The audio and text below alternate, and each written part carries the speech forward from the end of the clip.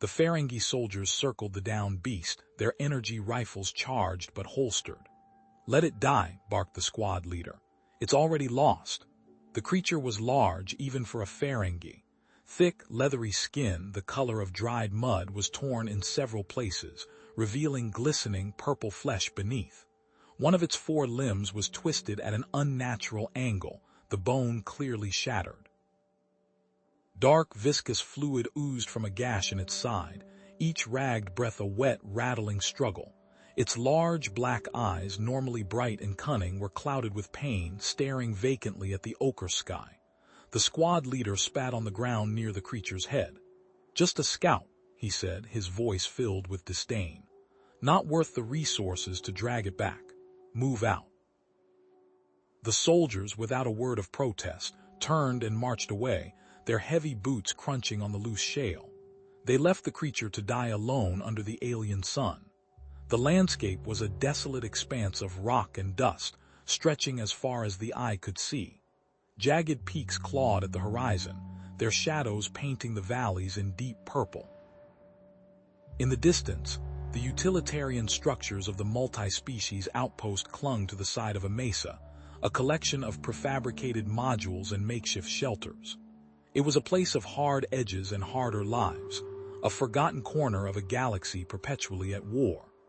A battered transport vehicle, its paint peeling and its engine sputtering, lurched to a halt near the downed creature. Brian Jones, a human doctor, climbed out, his face etched with a weariness that seemed to go beyond mere physical exhaustion. He watched the Ferengi soldiers disappear over a ridge, then sighed, a plume of vapor misting in the thin air. "Another mess," he muttered, more to himself than anyone else. He approached the wounded creature cautiously, his medical scanner humming softly. The creature flinched, a low growl rumbling in its chest, but it lacked the strength to do more than twitch. Brian knelt beside it, his expression a mix of concern and professional detachment. The scanner confirmed what he already suspected: multiple fractures, severe internal bleeding, and a rapidly dropping blood pressure. The creature wouldn't last another hour without intervention.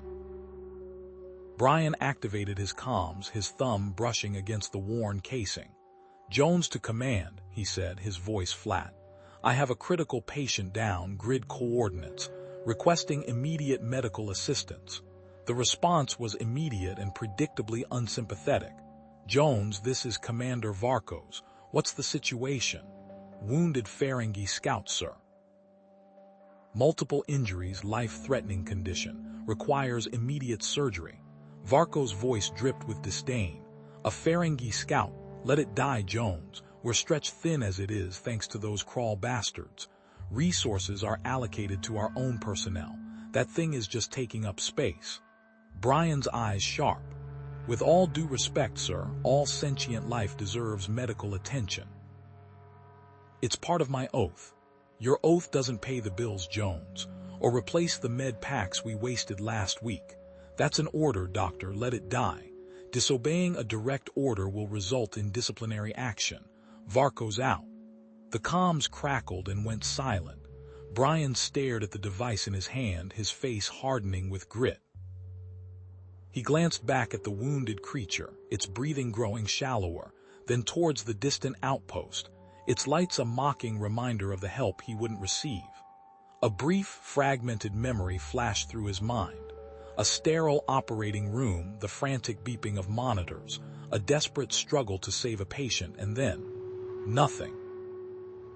The patient's face obscured by shadows, but the feeling of helplessness, of failure, was still raw, still burned into his soul. He wouldn't let it happen again, not if he could help it. He holstered the comm, his decision made. "All right, you," he said to the creature, his voice surprisingly gentle. "Let's see if we can't patch you up." He began administering emergency first aid, applying pressure to the wounds and injecting a painkiller from his limited supply of medical equipment. With a grunt, Brian positioned himself to lift the Ferengi. It was going to be difficult, but he had to get the Ferengi to the hidden section of the outpost. No one ever went there, and he could hide the Ferengi there until it was well enough to move. As he struggled to lift the massive form, Brian thought of the other species on the outpost: the suspicious Drell, the xenophobic Volus, the opportunistic Salarians. He knew that helping this creature would likely make him more enemies than friends. He paused, sweat beading on his forehead. Is it worth it? He wondered, the question echoing in the desolate landscape. Is it worth risking everything to save one Ferengi scout? Is it worth risking everything to save one Ferengi scout? He heaved, the question still echoing in his mind as he carefully maneuvered Estelle onto a magnetic stretcher. Every groan from the wounded alien felt like a physical blow. The disused storage area beckoned, a shadow-drenched promise of temporary safety within the sprawling outpost. Brian gripped the stretcher's control, his face a roadmap of strain. Each step was a battle against gravity and the gnawing fear of discovery. Footsteps echoed from the main corridor, growing louder with each passing second. Voices, guttural and filled with the harsh consonants of the Cathar patrol, sent a jolt of adrenaline through Brian. He veered sharply, pushing the stretcher behind a precarious stack of discarded crates. The metal groaned under the sudden shift in weight, threatening to topple and expose them both. Brian held his breath, his heart hammering against his ribs as the patrol passed by, their shadows stretching long and menacing across the floor. Once the voices faded, Brian exhaled, a shaky rush of air. He continued toward the storage area, the silence now amplifying every creak and groan of the stretcher. Reaching the rusted doorway, he activated the emergency override, sealing the entrance with a makeshift locking mechanism cobbled together from salvaged parts. The interior flickered to life as a low-power emergency generator sputtered and coughed, casting a dim, sickly yellow light across the space. Limited life support hissed into action, a fragile shield against the harsh environment. Brian began a more thorough examination. Estelle's wounds were far more complex than he initially assessed. A pulsating network of alien blood vessels, shimmering with an oily, iridescent sheen, snaked beneath her thick hide. Her bone structure, a latticework of interlocking plates and struts, defied human anatomical understanding. He probed a particularly deep laceration, and Estelle flinched, a low growl rumbling in her chest. He reached for a standard antibiotic hypospray, a staple in his medical kit, but hesitated. Recalling his xenopharmacology training, he decided to run a quick diagnostic scan. The results flashed across his portable scanner, a cascade of error messages and incompatibility warnings. Human medications, it seemed, would only exacerbate the problem, potentially triggering a fatal allergic reaction. He cursed under his breath, the weight of his limited resources pressing down on him. Time was slipping away. Brian surveyed the cluttered space, his eyes scanning for anything that could be repurposed. A rusty surgical tray, a cracked energy cell, a tangle of fiber optic cables, the remnants of a forgotten era. He began improvising a makeshift surgical setup, jury-rigging equipment with salvaged components and sheer desperation. He needed to stop the bleeding, stabilize her internal injuries, and prevent infection, all with tools that were never intended for a Ferengi warrior. After what felt like an eternity, Brian managed to stabilize Estelle's most critical injuries.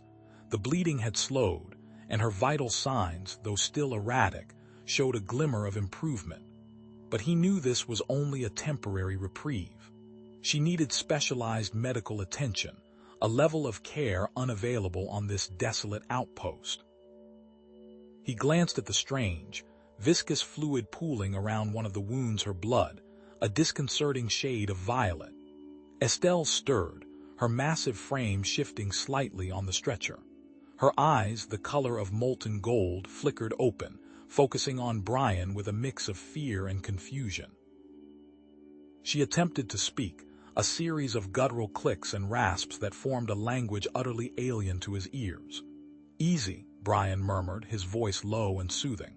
"You're safe now. I'm here to help." He raised his hand slowly, demonstrating his peaceful intentions, hoping she would understand. Estelle winced, a wave of pain washing over her face. She reached out a clawed hand, her thick fingers gnarled and scarred, towards Brian. He hesitated for a moment, a flicker of apprehension crossing his features.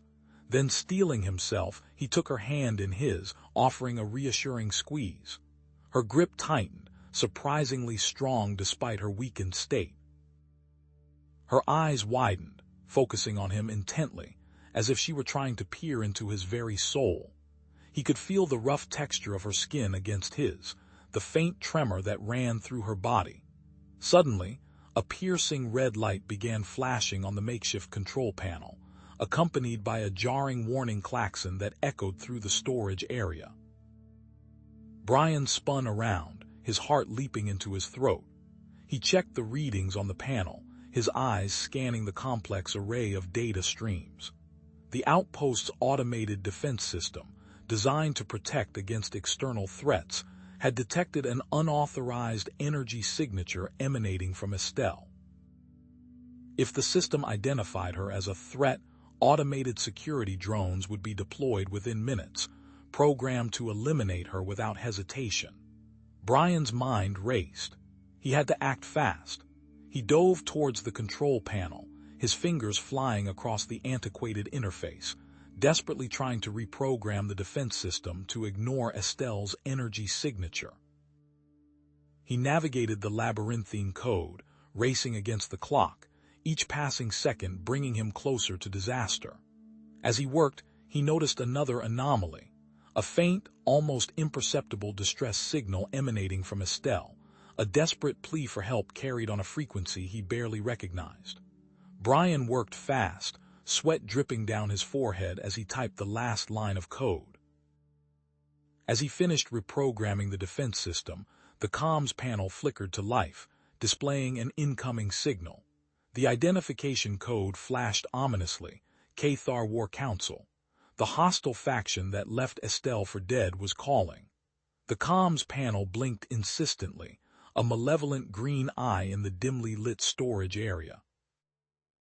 Brian's hand hovered inches above the answer button, his fist clenched. The signal, undoubtedly from the Krell, pulsed with a predatory rhythm. Each flash felt like a probe, testing the outpost's defenses, sniffing for its prey. He pulled his hand away, a grim set to his jaw. Answering was suicide. It would confirm their location, paint a target on Estelle's back. He glanced at her prone form on the makeshift operating table, her massive chest rising and falling with labored breaths. No, he wouldn't risk it. Brian turned his attention to the salvaged components scattered across a nearby workbench. He needed to mask Estelle's presence, to scramble the outpost's signal before the Krell could pinpoint their location. Frantically, he began wiring together pieces of discarded tech, a defunct sensor array, a damaged comms scrambler, anything he could find to create a makeshift jamming device. Sparks flew as he spliced wires, the acrid smell of burning plastic filling the air. Sweat plastered his hair to his forehead, blurring his vision. Suddenly, Estelle convulsed. Her massive body arched off the table, her breathing a ragged, gurgling rasp. Blood, thick and black, began to seep from her wounds, staining the sterile white sheets a horrifying crimson. Brian rushed to her side, his heart pounding in his chest. He ran his scanner over her, the device whirring and clicking as it analyzed her deteriorating condition. The diagnosis flashed on the screen: Thorian hemorrhagic cascade stage 4. His blood ran cold. He'd read about it, a rare and often fatal condition specific to her species. It required a dangerous and outdated medical procedure, one that hadn't been performed in centuries. He scrambled to the nearest terminal, his fingers flying across the keyboard. He needed information, anything that could help him save her. After what felt like an eternity, he founded an ancient medical database containing fragmentary information about the procedure. The instructions were incomplete, riddled with gaps and inconsistencies, but it was all he had. Brian surveyed his limited supplies, his frustration mounting with each empty container. He was critically short on everything: coagulants, anesthetics, even basic surgical tools. He had to improvise to adapt human equipment for Estelle's alien physiology. He scavenged through the storage area, his eyes scanning every shelf, every container, searching for anything that could be of use. He modified a human bone saw into a makeshift scalpel, recalibrated a laser scalpel for thorium tissue, and jury-rigged a blood transfusion system using spare parts from a medical droid. Estelle, her eyes glazed with pain, watched Brian's frantic efforts. Despite her suffering, a flicker of trust seemed to grow in her gaze. She saw his perseverance, his unwavering commitment to saving her life. Brian began the delicate surgery, his hands moving with practiced precision. He cut into her flesh, his brow furrowed in concentration as he encountered unfamiliar organs and tissues. Her anatomy was vastly different from anything he had ever seen, a complex network of vessels and organs unlike anything in human medicine. He improvised surgical techniques, adapting his knowledge on the fly, pushing the limits of his medical ingenuity. He clamped bleeding arteries with makeshift hemostats, cauterized severed tissues with the modified laser scalpel, and painstakingly repaired damaged organs with sutures made from recycled biofiber. Suddenly, the lights flickered violently, plunging the storage area into darkness. A power surge, likely caused by the Krell's interference. "Damn it," Brian cursed, fumbling for the emergency power switch. He flipped the lever and the lights flickered back on, revealing a horrifying sight. Estelle's vital signs were plummeting, her heart rate barely registering on the monitor. In that moment of crisis, Brian glanced at Estelle, and then it happened. A fleeting, surreal connection. A telepathic bridge formed between their minds. He saw her homeworld, a lush, vibrant planet teeming with life. He saw her family, her children, her parents, their faces etched with love and concern. He felt her desperate hope for survival, her unwavering will to live. Driven by Estelle's silent plea, Brian redoubled his efforts. He worked with revitalized commitment, his hands moving with lightning speed. He administered a powerful stimulant, recalibrated the blood transfusion system, and fought to stabilize her failing body. Slowly, miraculously, Estelle's vital signs began to improve. Her heart rate strengthened, her breathing became more regular, and the bleeding began to subside. He had managed to pull her back from the brink. Suddenly, the storage area door crashed open, flooding the room with harsh light. Two armed members of the Krell hostile faction stood silhouetted in the doorway, their weapons trained on Brian and Estelle. Brian grabbed a discarded surgical tool, a bone saw slick with Estelle's blood. He knew he was outmatched, hopelessly outgunned, but he wouldn't let them take her. He would fight to the death to protect the alien who had come to trust him. One of the Krell soldiers pointed his weapon at Estelle, while the other turned to Brian, his eyes cold and devoid of emotion.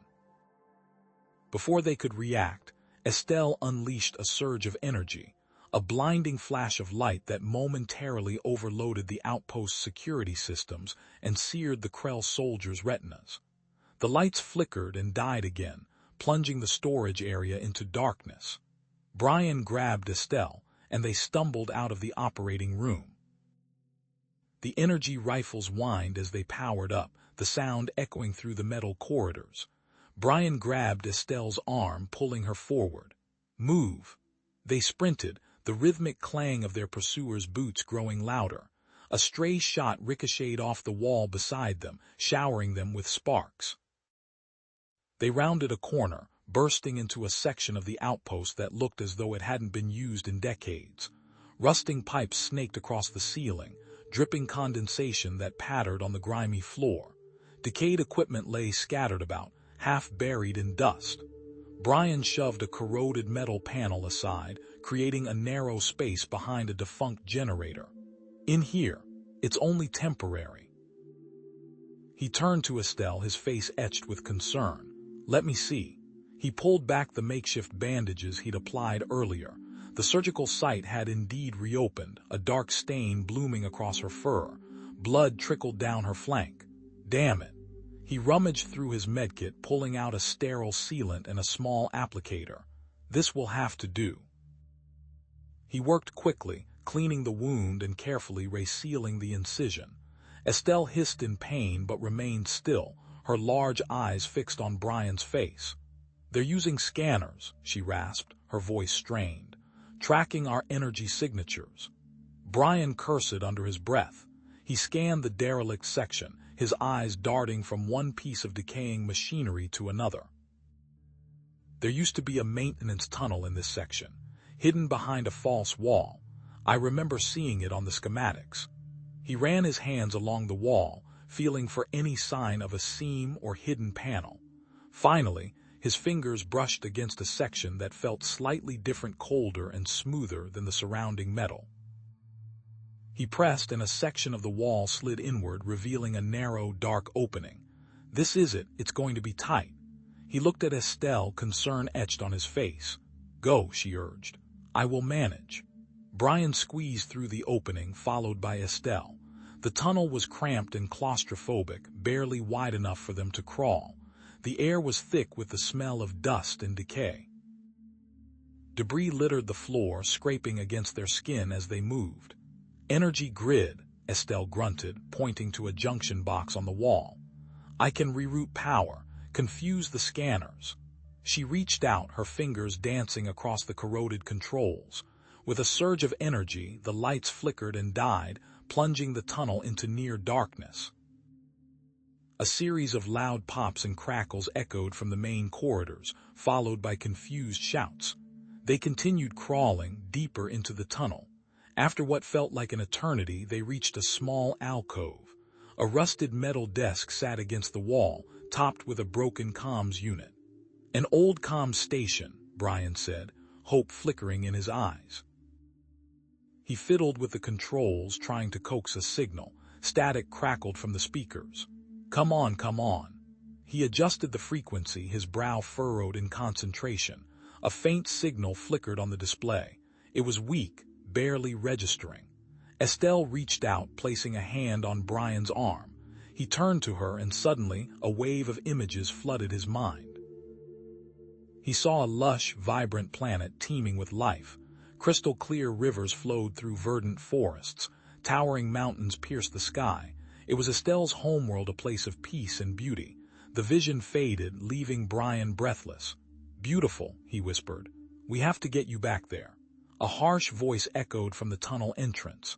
"Flush the tunnels, use the gas." Brian's blood ran cold. Toxic gas. They were trapped. He scrambled, his fingers searching for anything that could help them. His hand landed on a rusted metal grate, a ventilation shaft. An idea sparked in his mind. "Estelle, the ventilation system. Can you reverse the airflow?" She nodded, understanding flashing in her eyes.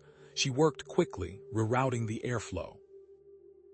A moment later, a rush of air filled the tunnel, pushing outwards. A muffled scream echoed from the entrance, followed by a series of coughs and gurgles. The gas was being pushed back towards their attackers. "They're cornered," Brian exclaimed, a surge of adrenaline coursing through him. Suddenly, a blinding flash erupted from the tunnel entrance. The walls shook violently. A powerful energy weapon tore through the metal, creating a partial cave-in. Debris rained down, showering them with dust and sparks. Estelle threw herself in front of Brian, shielding him from the falling debris. A large chunk of metal struck her shoulder, sending her sprawling. Zara's voice, distorted by the tunnel's acoustics, echoed around them. "Finish them." The remaining troops surged forward, their energy rifles raised. Brian scrambled to his feet, grabbing a piece of broken pipe. He knew it was a futile gesture, but he wouldn't go down without a fight. Suddenly, the floor beneath them gave way.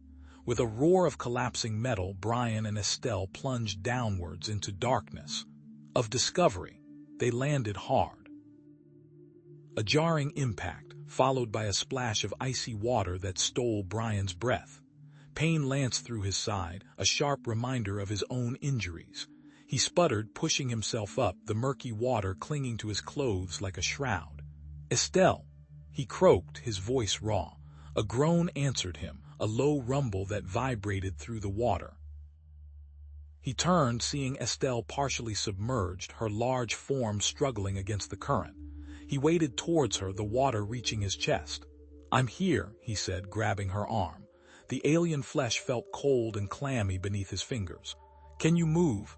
"Lab," she managed, her voice a strained whisper in his mind. "Genetics. Research." Brian ignored the throbbing in his ribs and focused on hauling Estelle towards a relatively dry patch of rusted metal. He quickly scanned their surroundings. Flickering emergency lights cast long, distorted shadows across the flooded chamber. Rusted pipes snaked across the ceiling, dripping condensation that echoed in the oppressive silence. The air was thick with the smell of mildew and metal, a cloying scent that scratched at his throat. His medical scanner whirred to life, painting a grim picture. "Radiation levels are elevated," he said grimly, reading the data, "high enough to be critical in a few hours." Estelle coughed, a wet, rattling sound. "Original founders," she projected, her voice weak. "Abandoned." Genetics lab. Brian scanned again, focusing on the environmental readings. The scanner beeped insistently, highlighting pockets of intense radiation. Time was definitely not on their side. He needed to find shelter and fast. Decontamination chamber, Estelle's thought brushed against his mind. It was fainter than before, worryingly so. Brian followed her gaze to a hulking metal cylinder in the corner of the room, its surface scarred and corroded. A derelict decontamination chamber. Hope flickered, quickly extinguished. The power panel was dark, lifeless. "Power's offline," he said, stating the obvious. "Secondary conduit," Estelle's voice was barely a whisper, even in his mind. "Storage, nearby, blueprints. Remember." Brian cursed under his breath. He knew he couldn't leave Estelle alone, not in her condition, but they were running out of time. He had to trust her memory, trust that she could guide him. "Okay," he said, taking a deep breath. "Guide me. I'll find the conduit." Estelle closed her eyes, focusing. Brian felt a faint pressure in his mind, a map forming in his thoughts. She was projecting the lab's original blueprints, a complex web of corridors and chambers. "Storage room. West corridor," she projected. 200 meters. Caution. Mutated. Mutated. Great. Brian activated his weapon, a standard-issue energy pistol. He waded back into the water, the cold seeping into his bones. The flickering lights cast grotesque shapes on the surface, making it impossible to see what lurked beneath. The corridor was narrow and claustrophobic, the walls lined with rusted equipment and tangled wires. The water level fluctuated, sometimes reaching his knees, sometimes his waist. The metallic smell was overpowering here, mixing with a faint, sickly sweet odor that made his stomach churn. He heard a splash behind him, a soft, almost hesitant sound. He whirled around, pistol raised, but saw nothing, just ripples in the murky water. He pressed on, his senses on high alert. He rounded a corner and froze. Two glowing eyes stared back at him from the darkness. A low growl echoed through the corridor. A creature lurched forward, its form barely visible in the dim light. It was vaguely canine, but twisted and deformed, its skin stretched taut over bone, its teeth elongated into grotesque fangs. Failed experiments, abandoned to rot in this forgotten lab. Brian fired, the energy pistol spitting a bolt of blue light. The creature shrieked, recoiling from the blast, but it wasn't enough to stop it. It lunged again, snapping at his leg. He kicked out, connecting with its jaw. The creature yelped and retreated, disappearing back into the darkness. Brian didn't wait. He continued down the corridor, his heart pounding in his chest. He reached the storage room, a small, cramped space filled with spare parts and discarded equipment. The power conduit was exactly where Estelle had indicated, a thick bundle of wires running along the wall. He quickly rerouted the power, splicing the wires together with practiced ease. Sparks flew, illuminating the room in a brief flash of light. The decontamination chamber hummed to life, its lights flickering on. He contacted Estelle. "Power's back on," he said, his voice strained. "Decontamination chamber is ready. Silence. Estelle." Her voice was weak, barely audible. "Go, without me." Brian's expression resolute. "Not an option." He rummaged through his medkit, finding a vial of radiation suppressants. It wasn't much, but it might buy them some time. He injected himself with the syringe and a few more into Estelle, who was barely conscious. He hauled her back into the corridor, the mutated creatures thankfully absent. The decontamination chamber hissed and steamed, its lights glowing a sickly green. He dragged Estelle inside, sealing the door behind them. The chamber filled with a dense fog, the air thick with the smell of chemicals. The process was slow, agonizingly slow. Minutes stretched into an eternity as they waited, the radiation levels slowly decreasing but still dangerously high. When the process finally completed, the chamber door hissed open. They stumbled out, coughing and gasping for air. The radiation levels were lower but still elevated. They weren't safe, not yet. Brian noticed a panel that looked like it was hidden behind a loose wall plate. He ripped the wall plate off and found a research log on a datapad. He quickly scanned the contents. It detailed the hostile faction's interest in the lab. They weren't just looking for survivors. They were seeking genetic weapons. His blood ran cold as he read the final entry. It mentioned a Subject 0, a genetically modified creature with enhanced combat abilities, designed to be the ultimate weapon. A low growl echoed from the shadows. Brian turned, his pistol raised. Standing in the doorway, bathed in the flickering light, was a creature unlike anything he had ever seen. It was large and heavily armored, its body a grotesque parody of nature. Its eyes glowed with an eerie red light, promising pain and death. Subject 0 had found them. The hostile faction must have followed them into the lab. Subject 0 slammed into him, a wall of muscle and chitinous armor. The force knocked the wind out of Brian, sending him sprawling backward through the knee-deep water. He tasted the metallic tang of blood where his head had cracked against a submerged console. He scrambled to his feet, the broken metal pipe slick in his grasp. The creature advanced, its bioluminescent eyes burning with predatory focus. Despite the flooded environment, it moved with unnerving speed and power. A voice, faint and fractured, echoed in his mind. Brian, physical, ineffective. Neural, connectors. It was Estelle, her telepathic warning barely audible above the rushing water and the ringing in his ears. Brian risked a glance. The creature's armored arm, a grotesque fusion of flesh and metal, had several exposed connectors where the armor plates joined. Wires pulsed with faint blue light beneath translucent sheaths. A plan, desperate but viable, formed in his mind. He feinted left, then lunged right, swinging the pipe with all his might.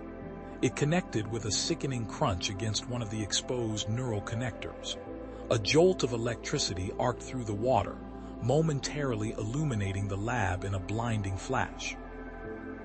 Brian felt the burn of stray current against his skin, a painful reminder of the radiation seeping into everything.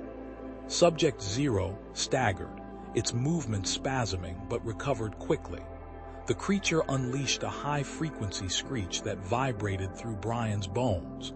The sound was designed to disrupt. His vision blurred, his equilibrium faltered, and Estelle's telepathic presence flickered and died in his mind. Then another jolt of telepathic thought. Emergency, shut off, water pumps, blueprints, section, Gamma 7. Estelle was fading, but she was still fighting. Brian forced himself to focus. Gamma 7. He remembered the lab schematics. The emergency shut-off valve. Draining the water would limit the creature's mobility, but it would also intensify the radiation. A grim choice. He pushed forward, wading through the contaminated water, each step a battle against the creature's relentless attacks. It swiped at him with razor-sharp claws, tearing at his protective suit. He dodged, parried with the pipe, his lungs burning with each ragged breath. The valve seemed miles away, a distant promise in the chaotic, flooded lab. He reached the valve control panel, a corroded mess of wires and broken switches. Subject Zero was right behind him, its massive hand reaching out to sever the controls. Brian smacked his head down on the activation lever. Gears ground, and the deep rumble of the water pump slowing down filled the chamber. But something was wrong. The draining was too slow, unsteady. The creature had damaged the mechanism. As the water level receded, revealing more of the lab's decaying infrastructure, Brian noticed something he'd missed before. Etched into the walls just above the waterline were symbols, geometric patterns unlike anything he'd seen on any database. Ferengi, scout markings. Estelle's voice, weaker now, whispered in his mind. Scout markings, what do they mean? Brian thought back, his mind racing. Warning, system, hidden chamber, energy source. Subject Zero roared, its frustration palpable. It thrashed in the shallowing water, desperate to stop Brian from reaching whatever the hidden chamber contained. Brian turned back to the creature, the pipe heavy in his hand.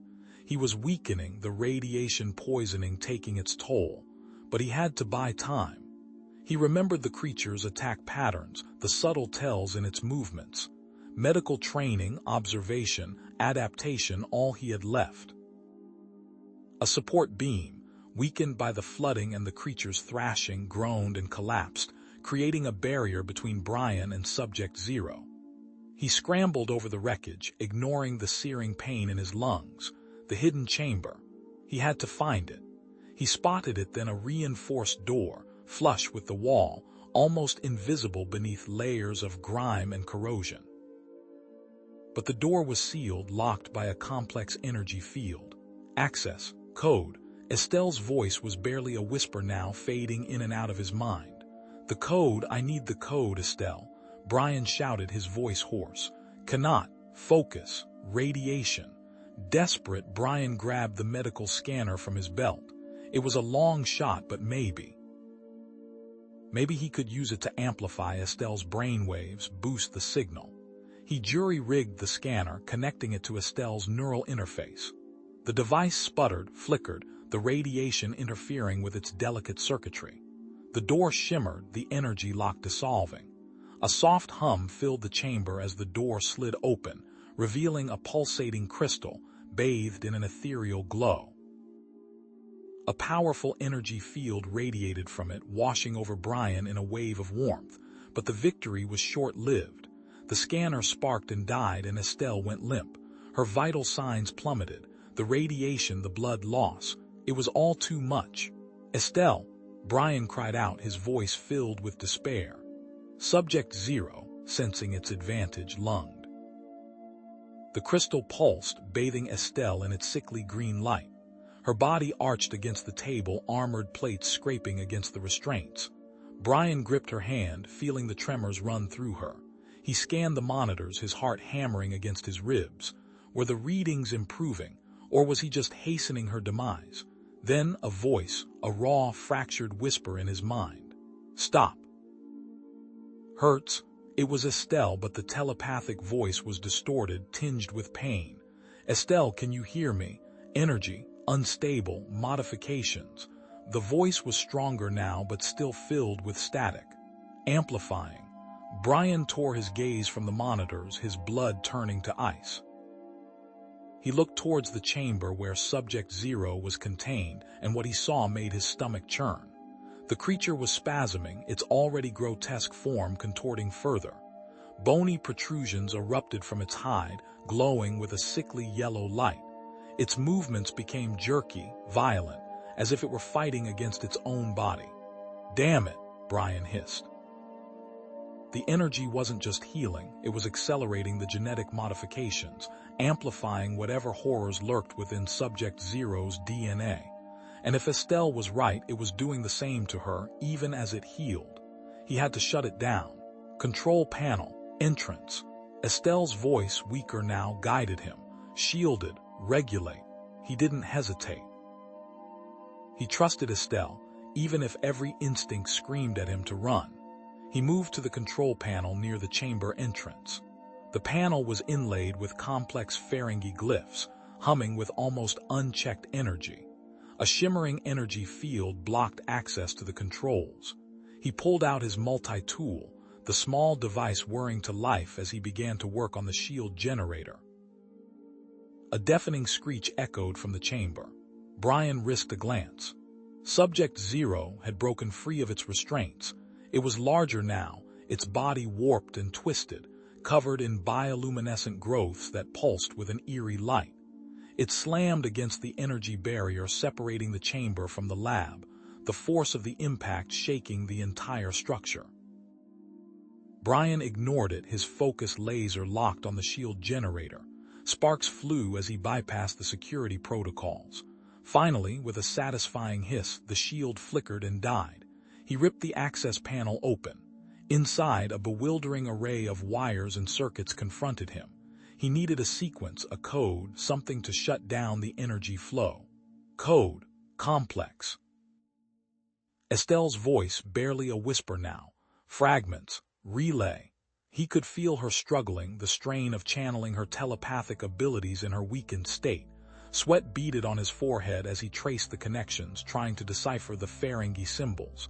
Give me what you can, Estelle. I'm here. Fragmented images flashed through his mind, a jumble of numbers and symbols. He translated them as quickly as he could, inputting them into the control panel. The system beeped, acknowledging the input, but then flashed a warning: insufficient authorization. REQUIRES genetic override. Brian swore, a personalized override. He needed a genetic signature, something specific to a Ferengi scout. Compartment. Suit. Estelle's voice was fading. Biosample.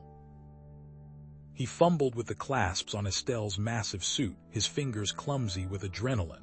He found it a small, recessed panel hidden beneath layers of armor. Inside, nestled in protective foam, was a vial filled with a shimmering blue liquid. A biosample. He pulled it out, his heart sinking.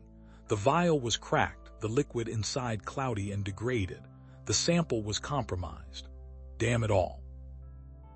He had come so far, only to be stopped by a broken vial. He scanned the lab, his eyes darting from one piece of equipment to another.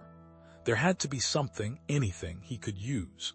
His gaze landed on the malfunctioning medical scanner, the one that had nearly fried him earlier. It was a long shot, but it was all he had.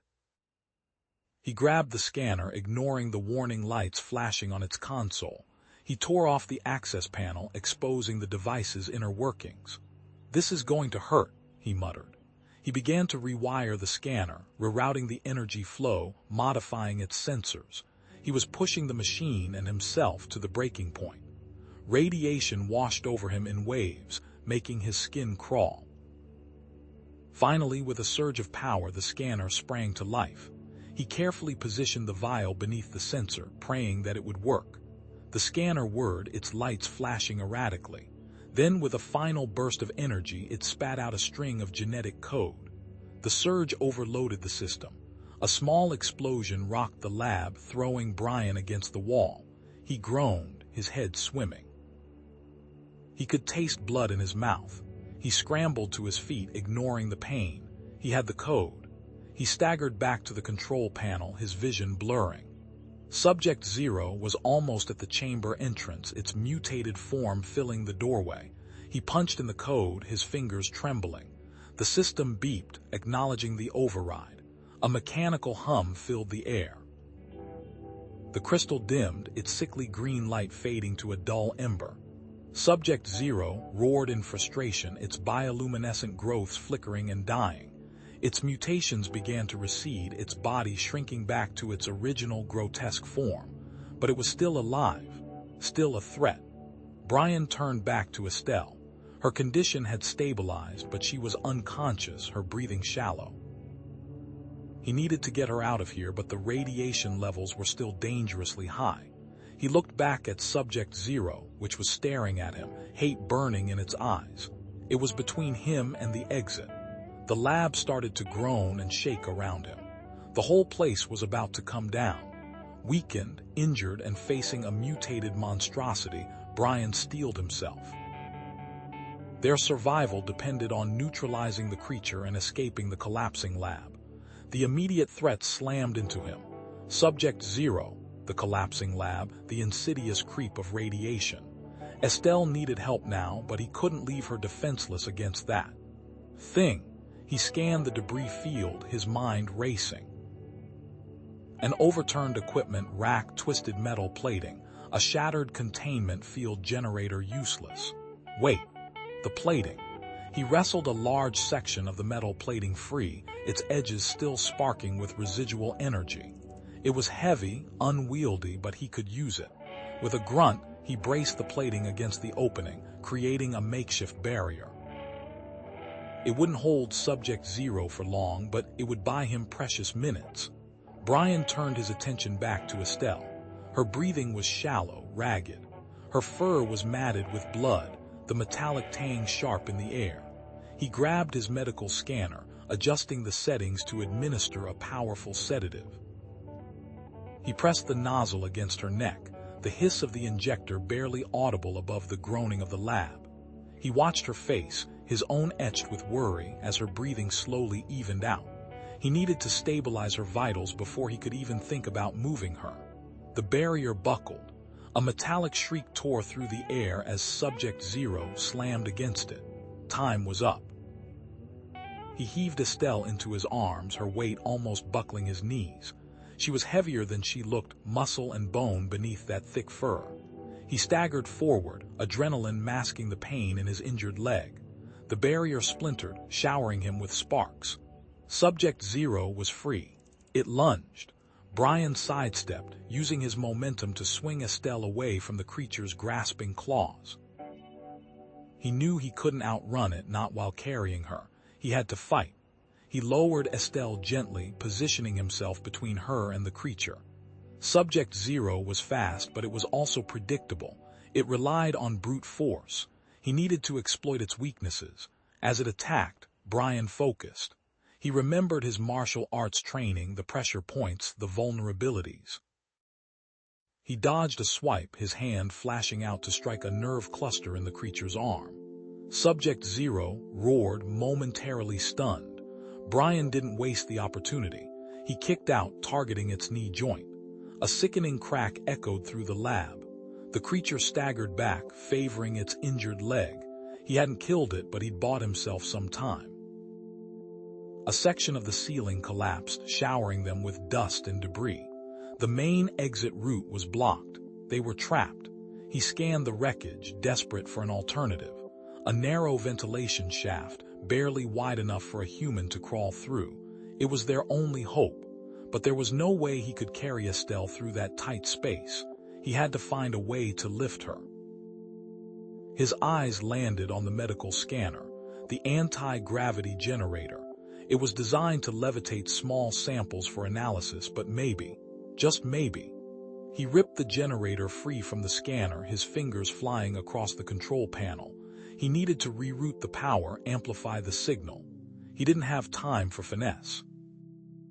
He bypassed the safety protocols, ignoring the warning lights that flashed ominously. He jury-rigged the generator to Estelle's suit, attaching it with makeshift clamps and energy cables. He activated the device. A low hum filled the air. Estelle slowly rose from the ground, suspended in mid-air. It worked. Sort of. The device sputtered and flickered, the anti-gravity field unstable. It wouldn't last long. "Hold on," he muttered, as if she could hear him. He grabbed the edge of the ventilation shaft and pulled himself inside, the metal scraping against his suit. He crawled forward, the air thick with dust and the metallic tang of radiation. Each breath burned his lungs. The shaft was a maze of twisted metal and exposed wiring. He had to hurry. He reached the other end of the shaft, emerging into a secondary research area. The room was filled with deactivated robotic drones, their metallic bodies gathering dust. He needed one. He scrambled to a control panel, his fingers dancing across the keys. He needed to bypass the security protocols, reactivate a drone. He found one with a functional power core, its designation barely visible beneath layers of grime. With a surge of power, the drone sputtered to life, its optical sensors glowing red. He quickly programmed it to carry Estelle, its movements jerky and erratic. The drone's power source was low, its movements unstable. A deafening crash echoed from the other side of the ventilation shaft. Subject Zero had broken through. Its eyes, burning with rage, locked onto them. It was hunting them. He had to distract it, buy Estelle some time. "Damn it," he muttered. He grabbed a loose piece of metal and hurled it down the corridor away from the exit. "Hey, ugly!" Subject Zero roared, its attention diverted. It charged after the metal, its massive form shaking the lab. Brian knew this was his only chance. He turned back to the control panel, his fingers flying across the keys. He needed to access the lab's self-destruct system. It was a long shot, but it was all he had left. He found a damaged control panel, sparks flying from its exposed wires. He bypassed the security locks, his heart pounding in his chest. He initiated the self-destruct sequence. The system required a manual override, accessible only from the main control room, which was now a pile of rubble. "Damn it." Then a voice, faint but clear, echoed in his mind. "Brian, the override, Ferengi, emergency code." Estelle, even unconscious, she was trying to help him. He focused, reaching out with his mind. He saw the code, a complex sequence of symbols and numbers. Ferengi emergency protocol. He input the code, his fingers trembling. The lab shuddered. Alarms blared. Red lights flashed. The self-destruct sequence was initiated. He grabbed the drone carrying Estelle, dragging it towards the exit. The lab was collapsing around them, metal groaning, sparks flying. He could feel the heat building, the radiation intensifying. They had to get out. He stumbled through the doorway, the drone bumping against the walls. He didn't look back. He couldn't. He just ran. They barely cleared the blast radius as the lab reached its final stage. The ground shook, the air crackled with energy. Then silence. The lab imploded, collapsing in on itself, a swirling vortex of dust and debris. Subject Zero was entombed. Brian collapsed outside the ruined lab, his body shaking, his lungs burning. He was exhausted, weakened, and irradiated. He looked at Estelle, still unconscious in the drone's grasp. She needed urgent medical attention. They were stranded. Brian's lungs burned with each shallow breath. The air tasted like ash and ozone, a metallic tang clinging to the back of his throat. He squinted, the twin suns of this forsaken world hammering against his eyelids, painting afterimages on the already desolate landscape. Jagged, black rocks stretched to the horizon, offering no solace, no shadow. Shelter. He needed shelter. He scanned the terrain, his gaze settling on a shallow ravine snaking through the rocks. Nothing else offered even the slightest respite from this irradiated hell. Estelle groaned, a rattling wheeze that tore through the silence.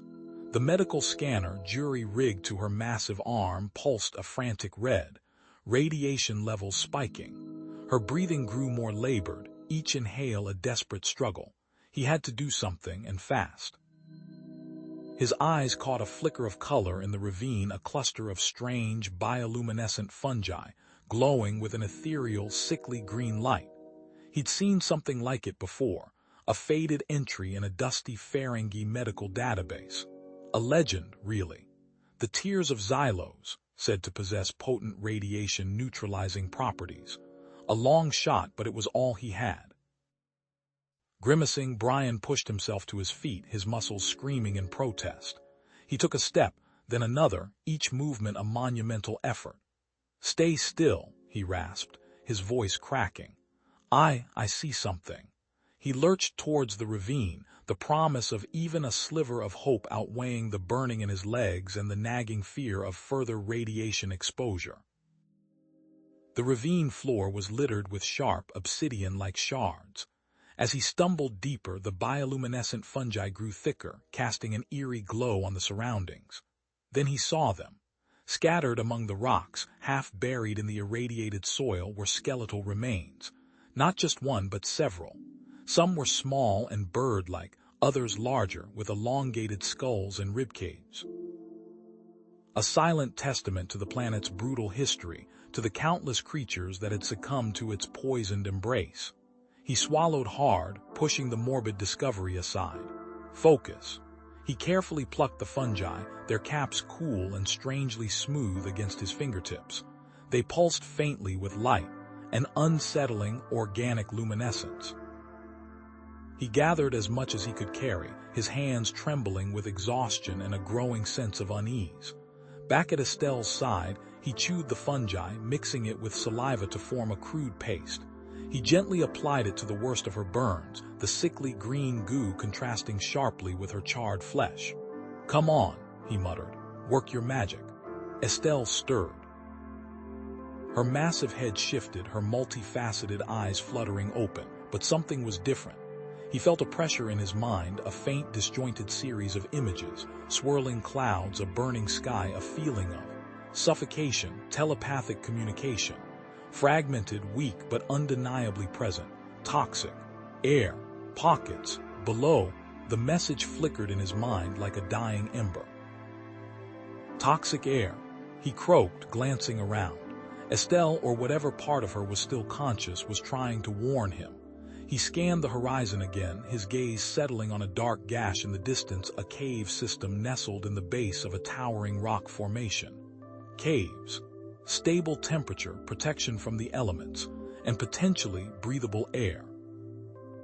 "We need to move," he said, hefting Estelle's arm over his shoulder. As he struggled to carry her towards the caves, he passed near the imploded lab site. His scanner, still functioning despite the damage, flared with erratic energy readings. Fluctuations, spikes, then sudden drops. Something was happening there, something beyond the residual energy of the self-destruction. But he was too tired, too focused on Estelle to truly register the anomaly. He attributed it to lingering radiation and faulty equipment. He had to get Estelle to safety. He dismissed the readings. The cave entrance was a narrow opening in the rock face. As he approached, he noticed faint markings etched into the stone around the entrance. Crude symbols, geometric patterns, and the faint outlines of tools. This wasn't just a cave, it had been inhabited. By whom? And when? Inside, the air was noticeably cooler, less acrid. He stumbled forward deeper into the darkness until the cave opened into a hidden chamber. And in the center of the chamber, a miracle, a natural spring bubbling with clear, clean water. Relief washed over him, so potent it almost brought him to his knees. He gently lowered Estelle to the ground near the spring. The telepathic communication strengthened, becoming clearer, more focused. Behind the rock, he followed the mental directive, his hand brushing against a large, jagged rock formation jutting out from the cave wall. He pushed against it, and with a grinding sound it shifted, revealing a small alcove. Inside the alcove, neatly stacked, were several sealed containers. Ferengi survival supplies, radiation medication, nutrient paste, and a communication device, left behind by a previous expedition. Hope surged through him, a powerful, intoxicating wave. Maybe, just maybe, they could survive this. Suddenly, a shadow fell across the cave entrance. He whirled around, his heart leaping into his throat. Blocking the entrance were 4 figures clad in the black armor of the hostile faction. Their energy rifles were trained on him. The squad leader stepped forward, a cruel smile twisting his lips. "We thought you were dead with the subject. Turns out the matriarchal society, that is the Ferengi, have some fight left in them. We have a lot to discuss, human." The cave mouth exploded with light and the metallic screech of energy weapons powering up. 2 soldiers, clad in the same dark armor as their leader, stormed in, rifles leveled. They moved with brutal efficiency, shoving Brian against the damp cave wall while another yanked Estelle upright, ignoring her pained whimper as they tightened restraints around her already wounded limbs. "What's going on here?" The squad leader's voice echoed in the confined space, his gaze sweeping over the cave. He stopped, his eyes narrowing on Brian. "The lab. It imploded." "What were you doing there?" Brian forced himself to meet the squad leader's gaze, feigning confusion. "Lab, I'm just a medic stationed at this delightful outpost. Found her, he gestured towards Estelle, half dead outside, trying to patch her up. He hoped his voice didn't betray the tremor in his gut. The squad leader's expression remained skeptical. A medic, alone, on this rock. He gestured to one of the soldiers. Scan him, see what he's hiding. A cold pressure slammed against Brian's skull. He gritted his teeth, trying to focus on a distant memory, the smell of antiseptic, the weight of his medkit, anything to block the probing tendrils searching his mind. He kept his thoughts carefully blank, projecting only the mundane routine of a bored outpost medic. After a moment that stretched into an eternity, the pressure receded.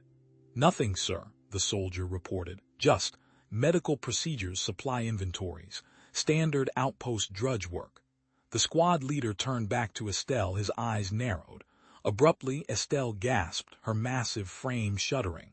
A low, guttural moan escaped her throat. Sweat beaded on her brow and her eyes flickered wildly. What's wrong with it? The squad leader barked. Brian stepped forward, concern etched on his face. I think the restraints are too tight. She's already injured. She's communicating, the squad leader interrupted, his voice hardening. Telepathically, I can feel the resistance. What are you hiding, alien? He gestured sharply. Sedate it. We'll get the truth out of it later when it's more cooperative. No, Brian lunged forward, but the soldiers were too quick. They shoved him back against the wall, pinning his arms. You can't do that, she's wounded. Intergalactic law protects sentient beings even in wartime. The squad leader laughed, a harsh, grating sound. Intergalactic law out here. Doctor, you overestimate the reach of bureaucracy. We are not bound by such quaint notions. He leaned closer, his voice a low growl. We're here for one reason, to secure this planet. Your patient and her people stand in our way. Brian felt a cold dread creep into his heart. Her people, but I thought the Ferengi were traders, merchants. Traders with a planet rich in resources, the squad leader sneered. Resources we intend to claim. They won't surrender it willingly, of course, but a few. Strategic.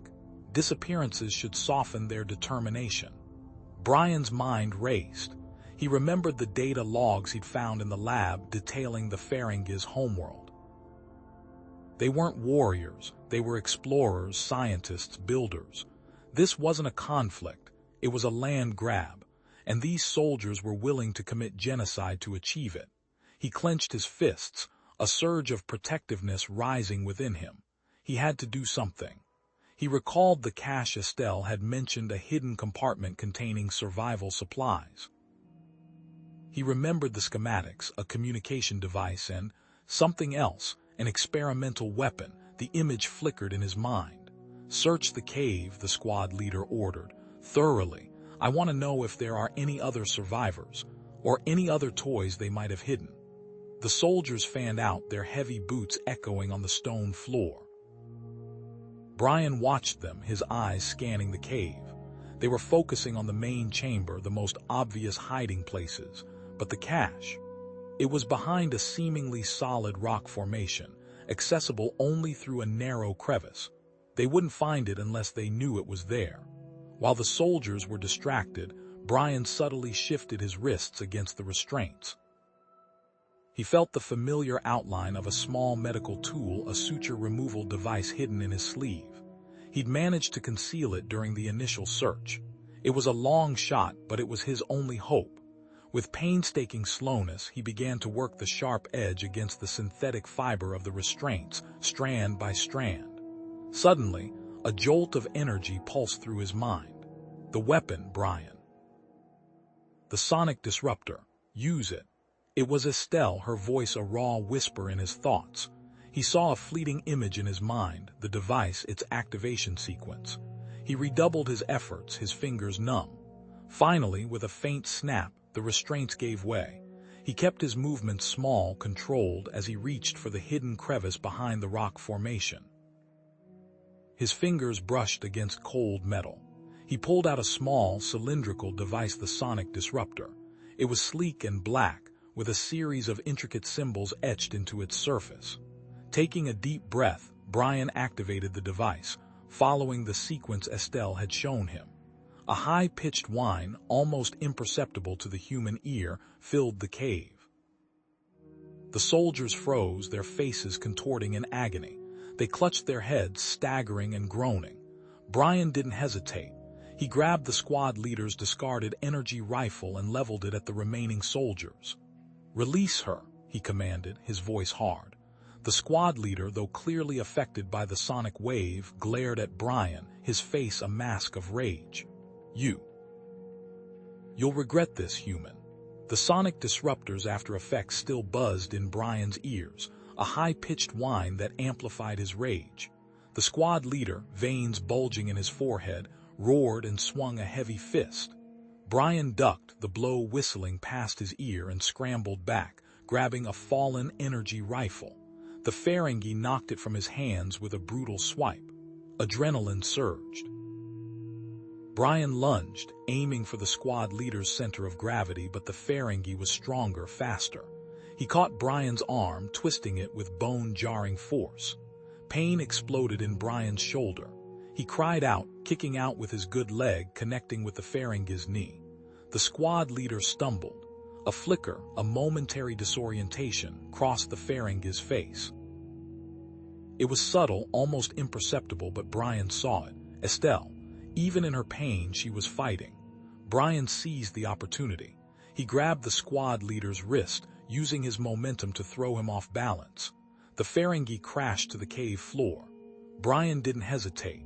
He straddled the squad leader, raining down blows until the Ferengi's eyes rolled back and he went limp. Brian scrambled off, chest heaving, and knelt beside Estelle. Her breathing was shallow, ragged. Blood soaked her fur. "Estelle, can you hear me?" She blinked, her large eyes unfocused. A weak telepathic pulse brushed against his mind, hurt. Bad. He ripped open her tunic, his hands flying, assessing the damage. The energy blast had cauterized the wound, but it was deep, internal. She needed surgery now. A groan echoed from the cave entrance. The other soldiers were recovering. "We have to go," Brian said, his voice urgent. He scooped Estelle into his arms, ignoring the jolt of pain in his shoulder. She was heavier than she looked, solid muscle and bone. He staggered towards the cave entrance. 2 more soldiers stood blocking the way, energy rifles raised. Brian scanned the ground. The squad leader's rifle lay nearby. He grabbed it, switched it to stun, and hurled it at one of the soldiers. It connected with a satisfying thud. The soldier dropped like a stone. The other soldier hesitated, momentarily distracted. Brian charged, yelling, and slammed into him, knocking him off his feet. He wrestled the rifle from his grasp and used the butt to deliver a sharp blow to the soldier's head. He went down, unconscious. Brian didn't waste time checking on them. He stumbled out of the cave, Estelle's weight pressing down on him. The desolate landscape stretched before them, a sea of red rock under a burning sky. The air shimmered with heat. They were still miles from safety. He gently lowered Estelle to the ground, his muscles screaming in protest. He rummaged in his medical kit, pulling out bandages and a splint. "This will help stabilize your leg," he said, though he knew she couldn't understand the words. As he worked, Estelle's thoughts, weak but clear, reached him. Transport. Hidden, few miles, west. "A transport?" Brian asked, his voice hoarse. She nodded, her eyes fluttering. "Safe. There." Brian fashioned a makeshift splint, binding her leg tightly. He knew it was a temporary fix, but it was better than nothing. He hoisted her back into his arms. The journey was agony. The sun beat down on them, relentless. The rough terrain tore at his boots. Estelle's weight was a crushing burden. He stumbled, his breath coming in ragged gasps. He spotted a patrol of hostile soldiers in the distance, their energy rifles glinting in the sunlight. He ducked behind a rock outcropping, pulling Estelle with him. They waited, hearts pounding, until the patrol passed. Brian glanced at Estelle. Her face was pale, her breathing shallow. The telepathic link was fading. She was losing consciousness.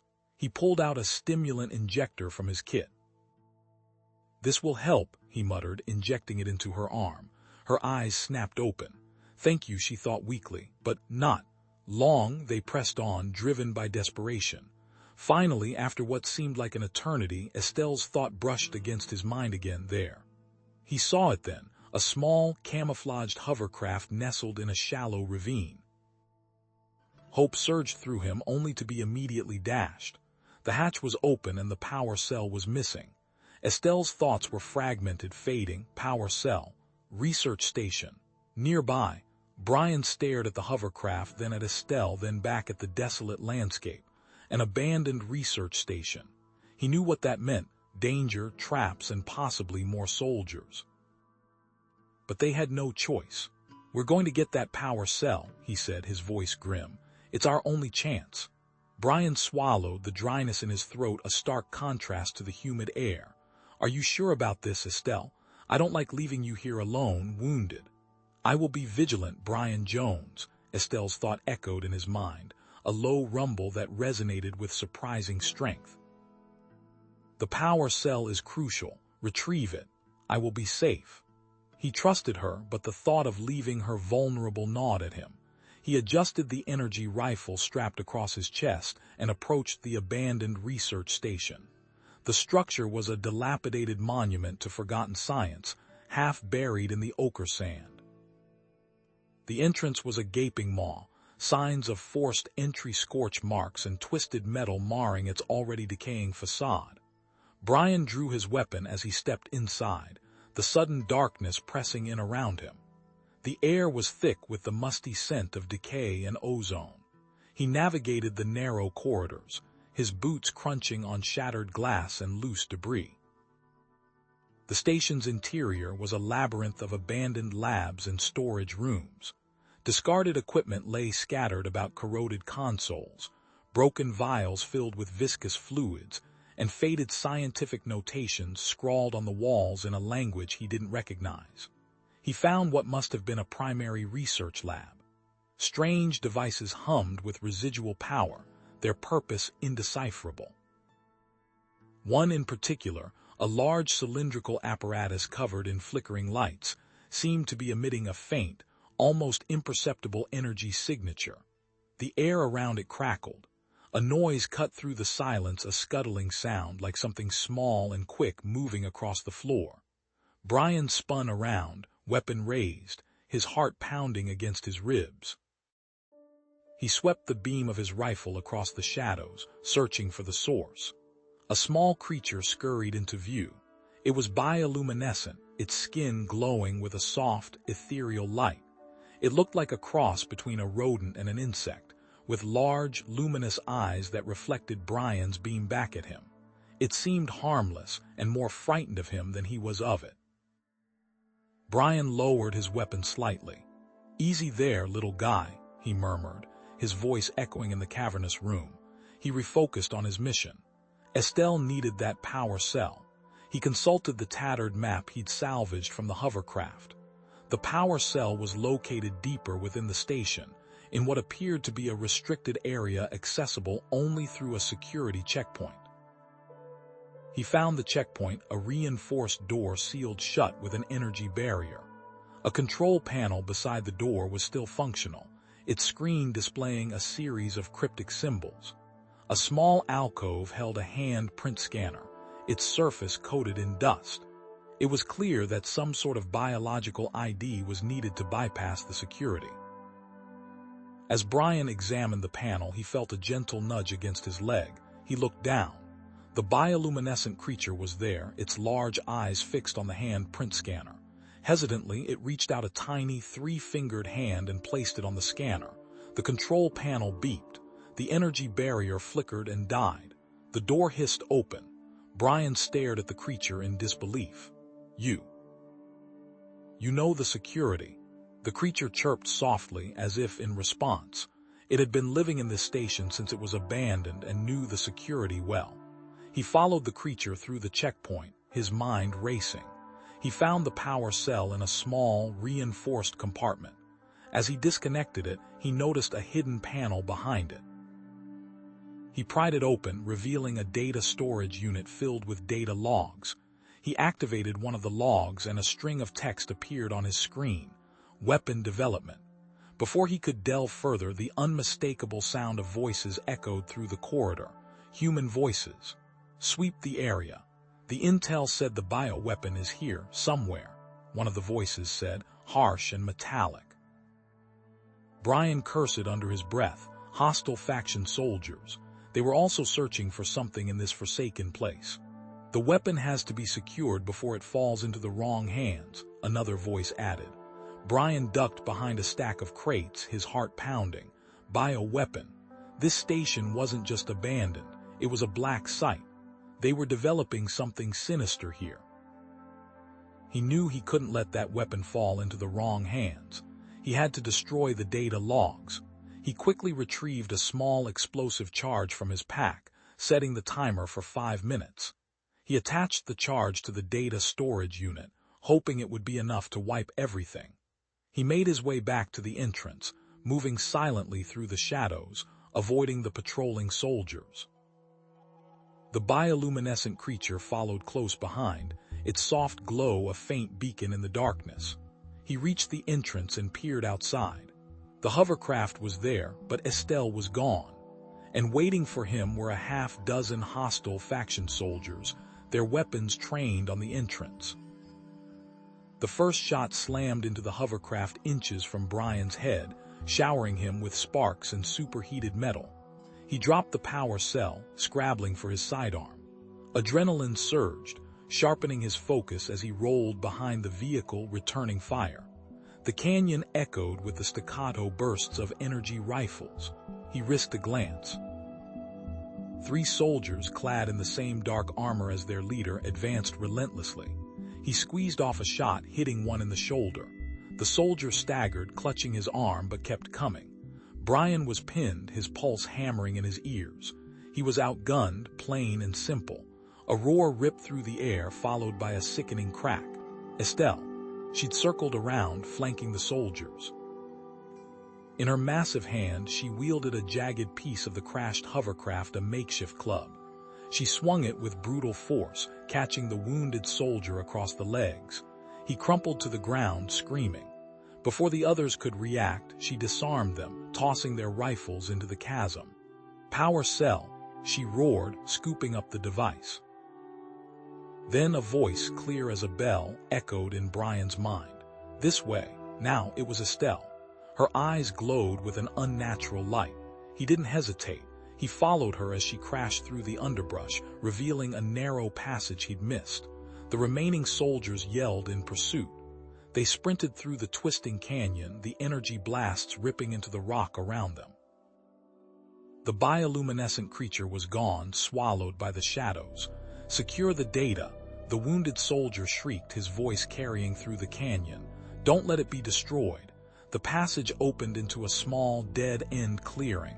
They were trapped. Brian whirled, raising his weapon. Wait. He ripped open his medkit, grabbing several vials. Cover me. Estelle roared, positioning herself between Brian and the approaching soldiers. He quickly mixed the chemicals, creating a thick, acrid smoke that billowed outwards, obscuring their position. Now, Estelle slammed her massive body against the canyon wall. The rock face groaned, then fractured. With a final heave, she triggered a rock slide, burying the passage under tons of rubble. The soldiers cursed, clawing at the rocks, but it wouldn't hold them for long. They scrambled further into the clearing. Damn it, Brian muttered, examining the power cell. The casing was cracked, wires exposed. The chase had taken its toll. He felt a nudge against his leg. The bioluminescent creature stood beside Estelle, its light pulsing urgently. It chirped and clicked, seemingly focused on Estelle.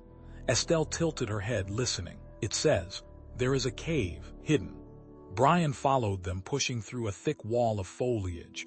Behind it, concealed in the rock face, was a narrow opening. He heard the muffled sound of explosions in the distance. The soldiers were breaking through. Inside, the air was cool and damp. Brian set the power cell down carefully. "Thank you, Estelle," he said, genuinely grateful. "You saved my life." Estelle's brow furrowed. "Data not secure, I do not trust." She trailed off, struggling to find the words. She looked pointedly at the power cell. Brian sighed. He understood. "We'll fix it together." He pulled out his tools and began to assess the damage. Why are you here, human? Estelle's voice cut through the silence of the cave, each word a shard of ice. She hadn't moved from her position near the entrance, her massive frame a barrier between Brian and freedom. You're kind. You take. You exploit. What do you want from this planet? Brian recoiled, the accusation hitting him harder than he expected. I'm a doctor, he said, his voice tight. I took an oath to save lives regardless of species. I found you wounded. I helped you, that's all. He saw the skepticism etched on her face, the deep-seated distrust in her multifaceted eyes. Before he could say more, one of the bioluminescent creatures detached itself from the wall. It floated towards him, its gentle light illuminating his face. Then with surprising tenderness it nudged him with its head, a soft, insistent pressure against his cheek. Its light pulsed slightly brighter. Estelle watched, her expression shifting from suspicion to bewilderment. The creatures were usually skittish around strangers, especially humans. She had never seen one approach a human so willingly, so trustingly. Brian, momentarily distracted from Estelle's accusations, ran a gloved hand along the wall. The rock felt unnaturally smooth, almost polished. A faint hum vibrated beneath his fingertips. This isn't a natural cave, is it? He murmured, more to himself than to her. It's a structure, an old one. Estelle hesitated, then grudgingly admitted, a Ferengi research outpost, abandoned cycles ago. We studied the unique life forms here, the glowworms among others. She gestured deeper into the cavern. Further in, the tunnel opened into a wider chamber. Dust motes danced in the faint light filtering from the cave mouth. In the center of the chamber, a circular platform was surrounded by fragmented consoles. He moved towards it, Estelle following warily. A section of the floor was clean and a faint hologram flickered above it. What is this place? Brian asked. A research bay, Estelle said, for the study of life forms on the planet. Brian brushed away centuries of dust from a nearby console. A holographic display flickered to life, projecting a map of the planet's surface. The map was detailed, highlighting geographical features and mineral deposits. One particular deposit pulsed with an intense red glow. They're not just after the planet, Brian said, his voice grim. They're after this. He pointed to the red pulsing area. Data streams cascaded across the holographic display, text overlays in a language Brian didn't recognize. But the images were clear enough. Mining operations, processing plants, weapon schematics. Biological weapon data, he muttered, his blood running cold. Estelle stepped closer, her eyes widening in horror. Xenium, she hissed, the word permeated with venom. They want xenium, but this is sacred. They cannot use it for weapons. Sacred? Brian asked. For my people, the xenium has many uses. It is used for healing rituals, for communion with the spirits of the planet. To use it for war is unthinkable. Her voice trembled. She turned to Brian, her eyes blazing. They desecrate our history, and they would destroy our future for nothing more than weapons. The bioluminescent creature, as if sensing her distress, nudged her leg. It then turned and floated towards a dark crevice in the wall, beckoning them forward with its light. Brian watched it go, then glanced back at Estelle. It wants us to follow it. There is a passage, she said reluctantly. I had forgotten it was there. They followed the creature into the narrow passage. The air grew thick and heavy, the silence pressing in on them. As they moved deeper, Brian noticed Estelle limping. You're hurt, he said, stopping her. Let me see. It is nothing, she said, trying to wave him off. But Brian was insistent. He knelt down, ignoring her protests, and examined her leg.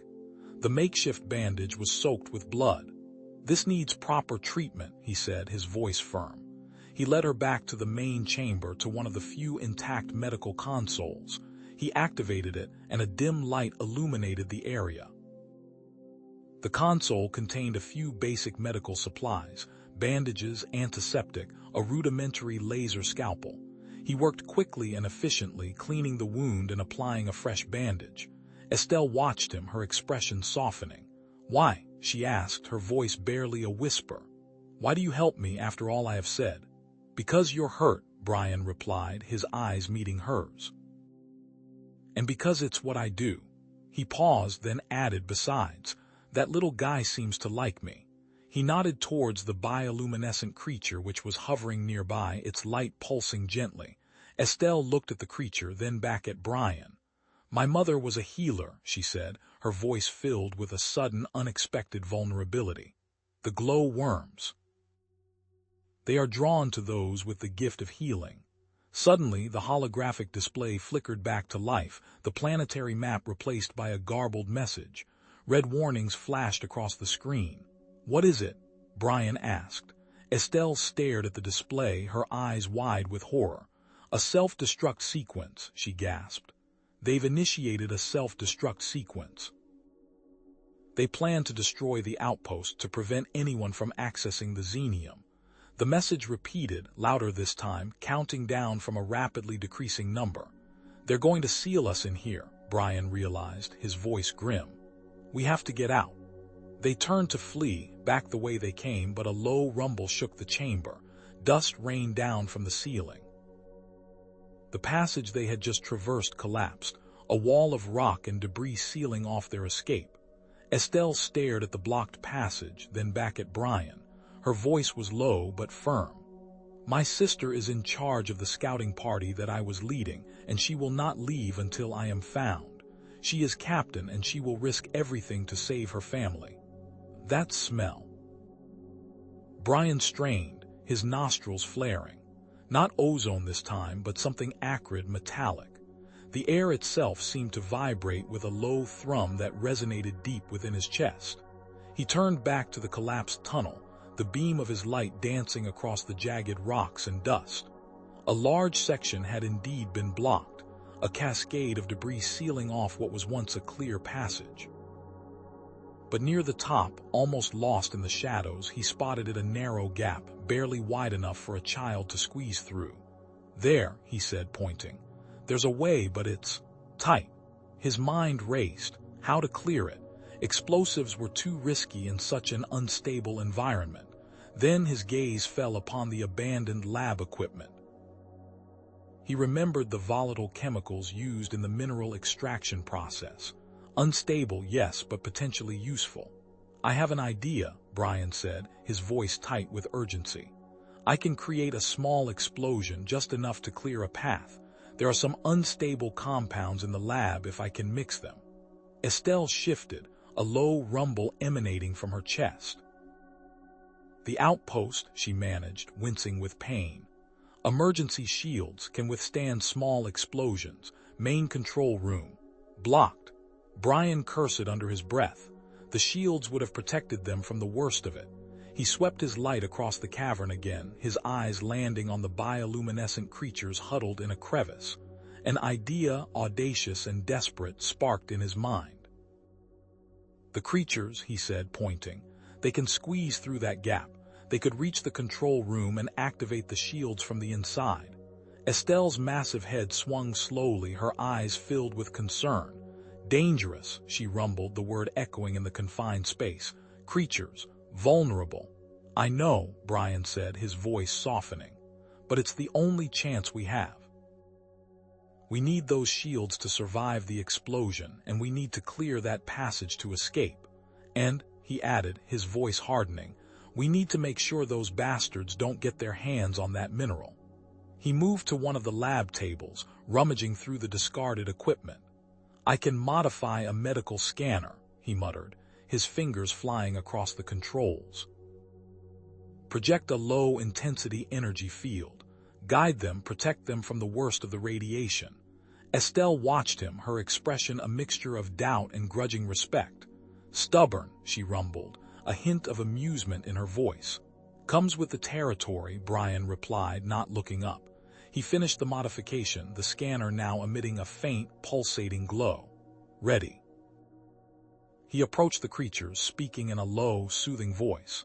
Hey there, little guys, we need your help. Can you hear me? Can you understand?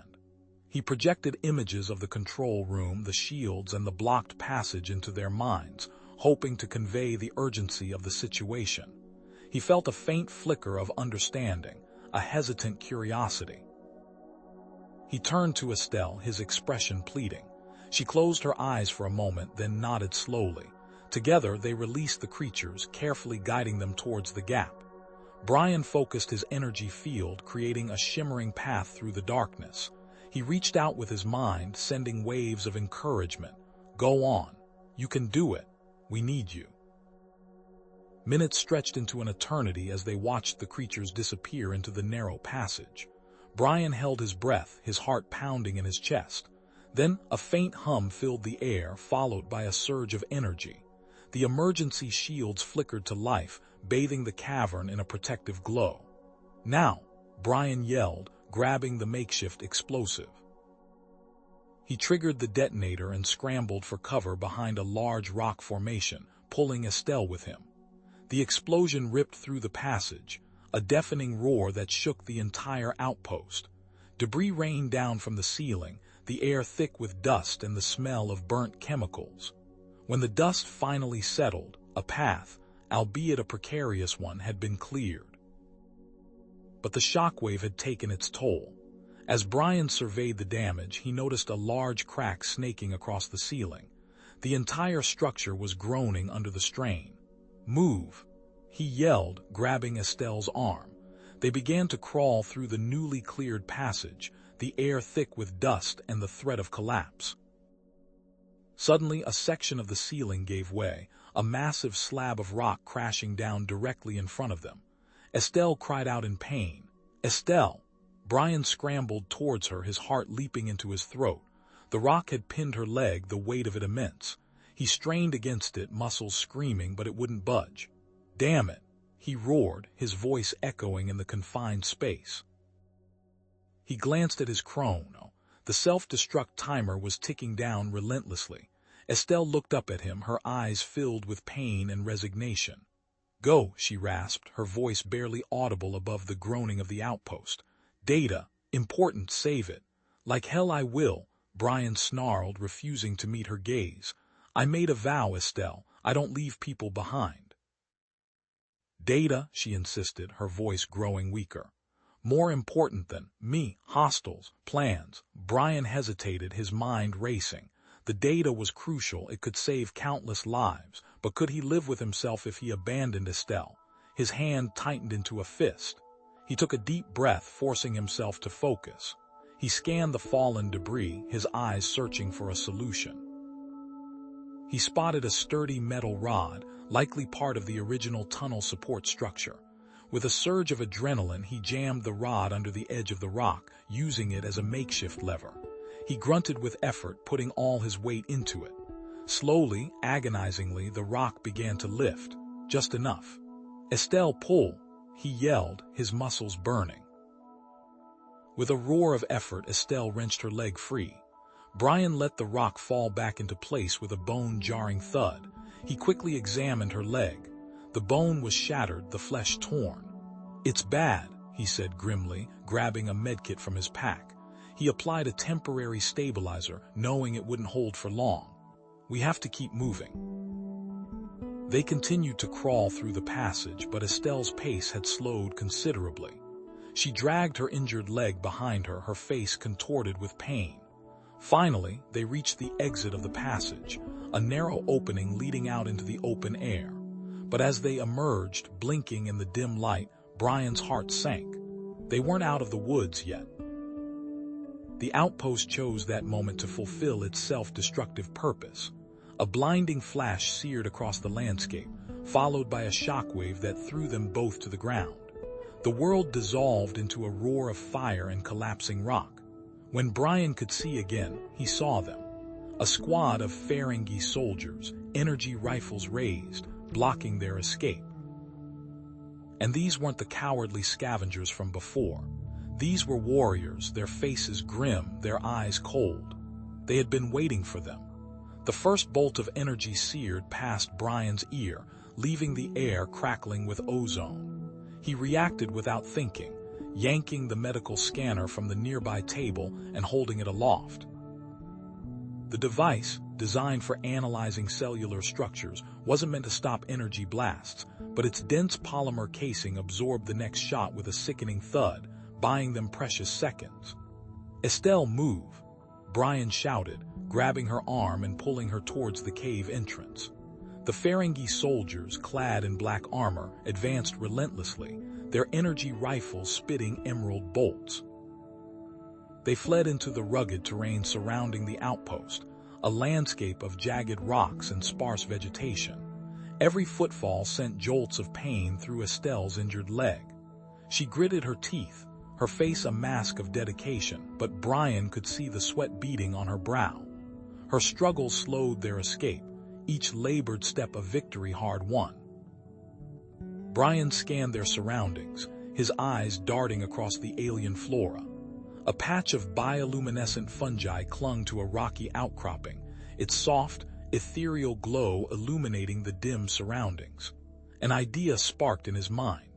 He ripped a handful of the fungi from the rock, the cool, damp substance clinging to his fingers.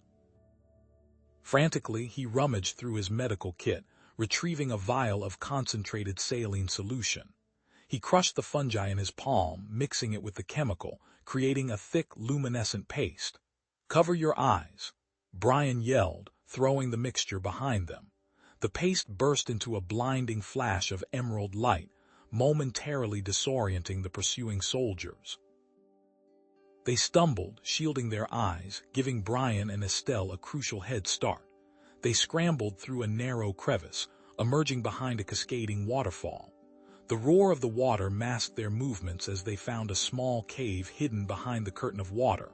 It was damp and dark, but offered temporary shelter. Brian knelt beside Estelle, his fingers gently probing her injured leg. The wound was swelling, the flesh around it bruised and discolored. "There's internal bleeding," he said grimly. "Possible fracture. We need to stabilize this." Estelle winced as Brian touched a particularly sensitive spot. "Krill," she rasped, her voice filled with a mixture of pain and anger. Brian looked up, his brow furrowed. "Krill, who's that?" "The rogue commander who leads them," Estelle explained. "He seeks to exploit the mineral deposits on my people's homeworld. He believes we are too weak to defend ourselves." "Mineral deposits?" Brian asked, his mind racing. "What kind of minerals?" "Rare crystals," Estelle said. "They are used to power advanced technologies. Krill wants them for himself, to build weapons and enslave my people. He thinks because we are a matriarchal society, we will be weak." Brian rummaged through his kit, pulling out bandages, splints, and a painkiller. He worked quickly, stabilizing Estelle's leg as best he could with the limited resources. The painkiller seemed to offer some relief, but her face still betrayed the agony she was enduring. Suddenly, a low hum filled the air. A scout ship appeared overhead, its powerful sensors scanning the terrain.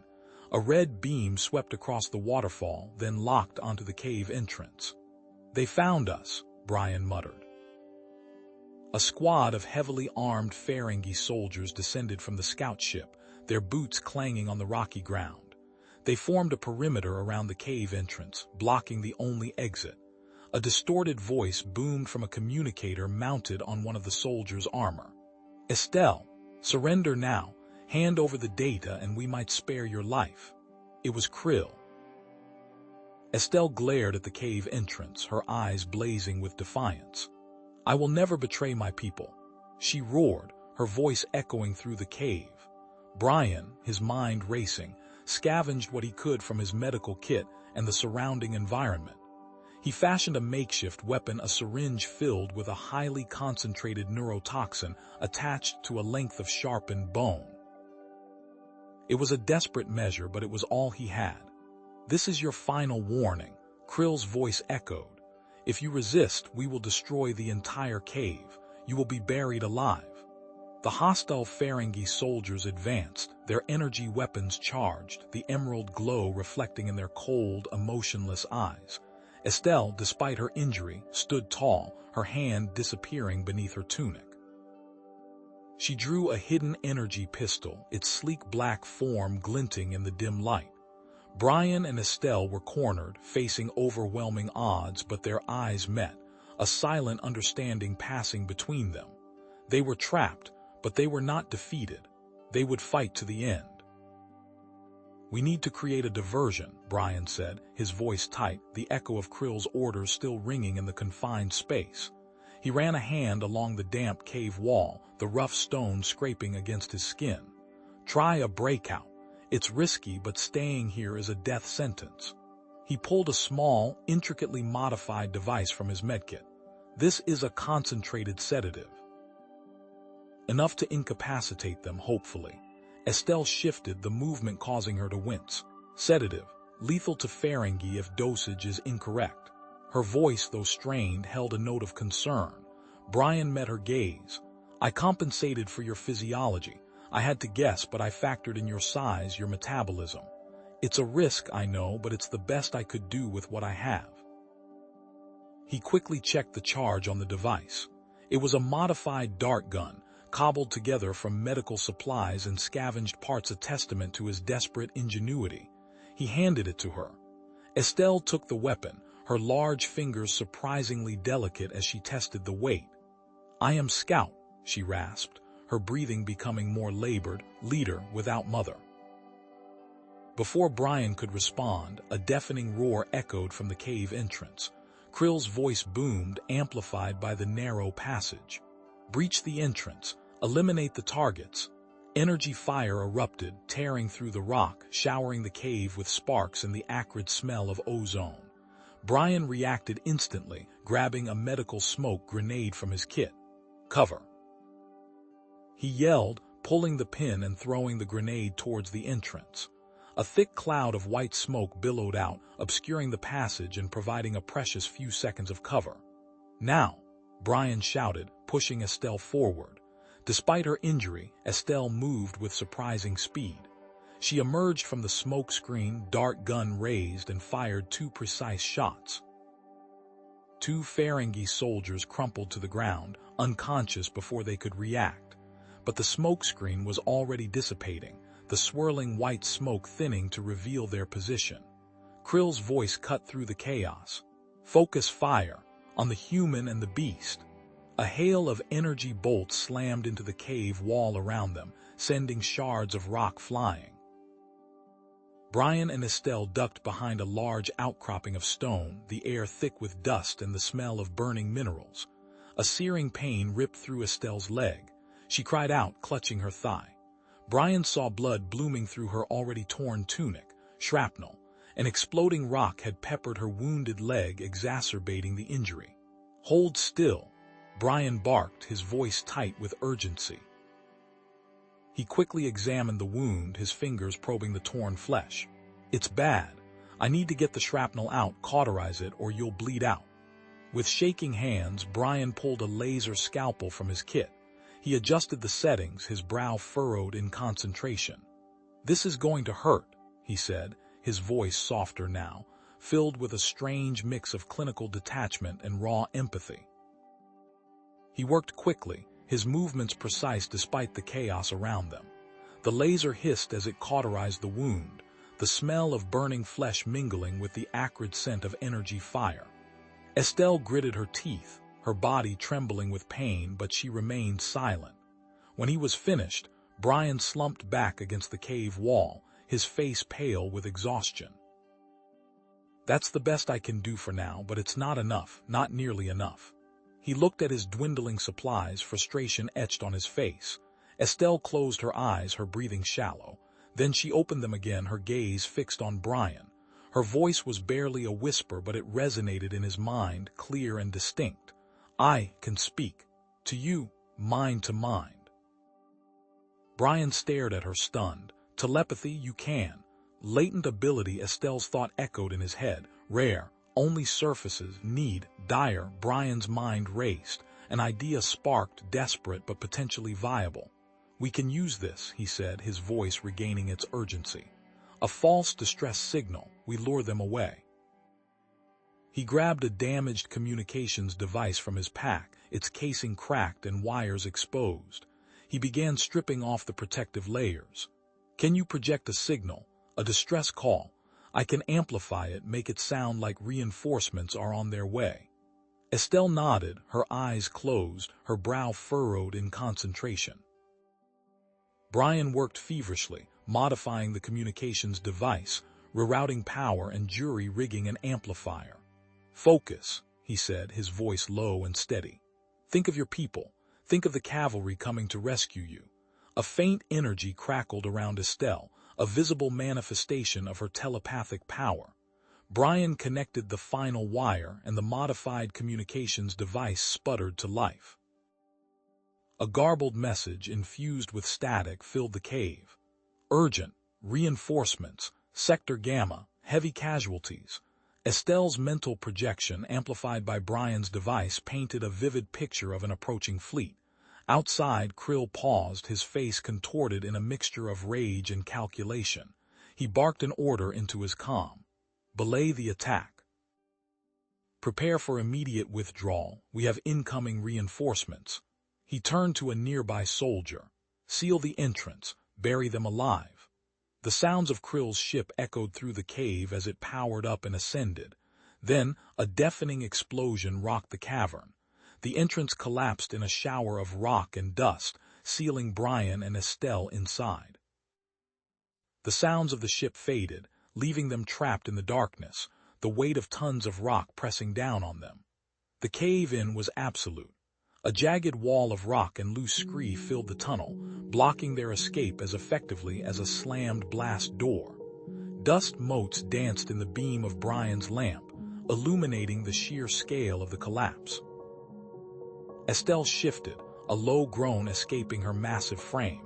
Brian knelt beside her, his fingers gently probing the bandages on her leg. The crude surgery had bought them time, but the edges of the wound were now puffy and discolored, radiating heat. A thin line of viscous fluid oozed from beneath the dressing. "Infection setting in," he muttered, more to himself than to her. "Damn it." He stood and attacked the debris with a renewed urgency, heaving against a boulder twice his size. The rock barely budged. Smaller stones cascaded down, stinging his hands. He lacked the leverage, the tools, the raw strength. Frustration burned in his chest, a familiar companion. Suddenly, Estelle's hand clamped onto his wrist, her grip surprisingly firm despite her weakened state. Her eyes, usually pools of warm amber, were clouded with concentration. A faint tremor ran through her body. Then images flooded Brian's mind, not words, but raw sensory data, twisting tunnels, pressure points in the rock, a faint echo resonating from deep within the mountain. Another way. The thought, or rather the impression, resonated in his mind, clear as a bell. "There's another passage?" he asked, though he knew the answer. Estelle nodded, her brow furrowed. She pointed a thick finger toward a section of the wall obscured by shadow. Narrow, difficult, but possible. The passage was barely wider than Estelle's shoulders. Jagged rocks jutted out from the walls, scraping against their skin as they squeezed through. The air was thick with the smell of damp earth and something else, something ancient and mineral. Water trickled down the walls, cold against Brian's face. Estelle moved slowly, favoring her injured leg. Each step was a visible effort. Her telepathic sense seemed to be flagging. She stumbled, catching herself against the wall, her breathing ragged. "Estelle, maybe we should." Brian began, but she cut him off with a shake of her head. She locked eyes with him, her gaze intense. Tenacity blazed within their depths. Brian saw not a wounded beast, but a warrior, a leader, a survivor. He put his shoulder beneath her arm, taking some of her weight. "All right," he said, his voice low and steady. "We do this together, one step at a time." They pressed on, deeper into the mountain's embrace. The passage twisted and turned, each corner revealing a new obstacle. A low ceiling that forced them to crawl, a narrow crevice that threatened to trap them, a sudden drop into a pool of icy water. Then, the tunnel opened into a vast, echoing cavern. The air was warm and humid, thick with the scent of vegetation. Bioluminescent plants clung to the walls, casting an ethereal glow across the space. A subterranean spring gurgled nearby, feeding a small pool of crystal-clear water. Estelle gasped, relief flooding her face. She leaned heavily on Brian, her body trembling. "We made it," Brian said, his voice filled with awe. It was a hidden world, a sanctuary within the heart of the mountain. He led Estelle to the water's edge, helping her to drink. Then his gaze fell upon the plants. They were unlike anything he had ever seen, their leaves shimmering with iridescent colors, their stems pulsing with a soft, internal light. He carefully examined one, crushing a leaf between his fingers. A pungent aroma filled the air, sharp and medicinal. I think this might help, he said, his eyes widening with excitement. It has properties that can fight infection. He gathered a handful of the leaves, along with some soft moss from the cavern floor. He chewed the leaves into a pulp, mixing them with the moss to create a thick, green poultice. He carefully applied the poultice to Estelle's wound, covering the inflamed tissue. As they rested, a sudden jolt went through Estelle. She stiffened, her eyes snapping open. Fear flickered across her face. "Krill," she said, her voice barely a whisper. "He comes, more ships." Brian felt a surge of adrenaline. Their brief respite was over. Krill was back, and this time he wouldn't make the same mistake. He helped Estelle to her feet. "We have to go," he said, his voice urgent. Now, they retraced their steps back through the narrow passage, their movements faster, more frantic. The walls seemed to close in around them, the darkness pressing down like a physical weight. Finally, they reached the end of the passage. A solid rock wall loomed before them, blocking their path. A dead end. Despair threatened to engulf Brian, but he fought it back. He had come too far to give up now. Estelle reached out, her hand resting on the wall. Her eyes closed, and she focused her telepathic ability. "Energy," she said, her voice strained. "Strong energy. Behind the rock." Brian ran his hand along the surface of the wall, feeling for any seams or cracks. He found nothing. But then he noticed a faint hum in the air, a subtle vibration that resonated deep within his bones. "A cloaking shield," he said, his mind racing. "It's hiding something, probably a secure section of the cave." He paused, considering their options. Disabling the shield would be the most direct route, but it would also alert Krill to their presence. They couldn't risk it. "We need to find another way around," he said, his voice firm. "Not through it."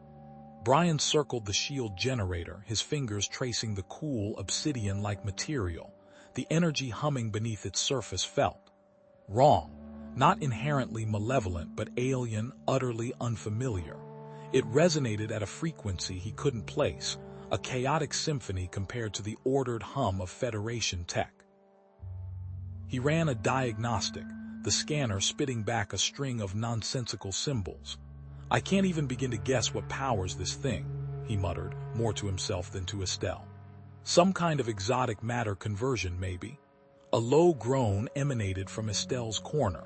The air hung thick with the cloying scent of the poultice, now tinged with a metallic tang. He crossed to her side, kneeling beside her massive form.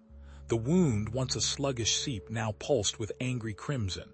"It burns," Estelle rasped, her voice a gravelly rumble.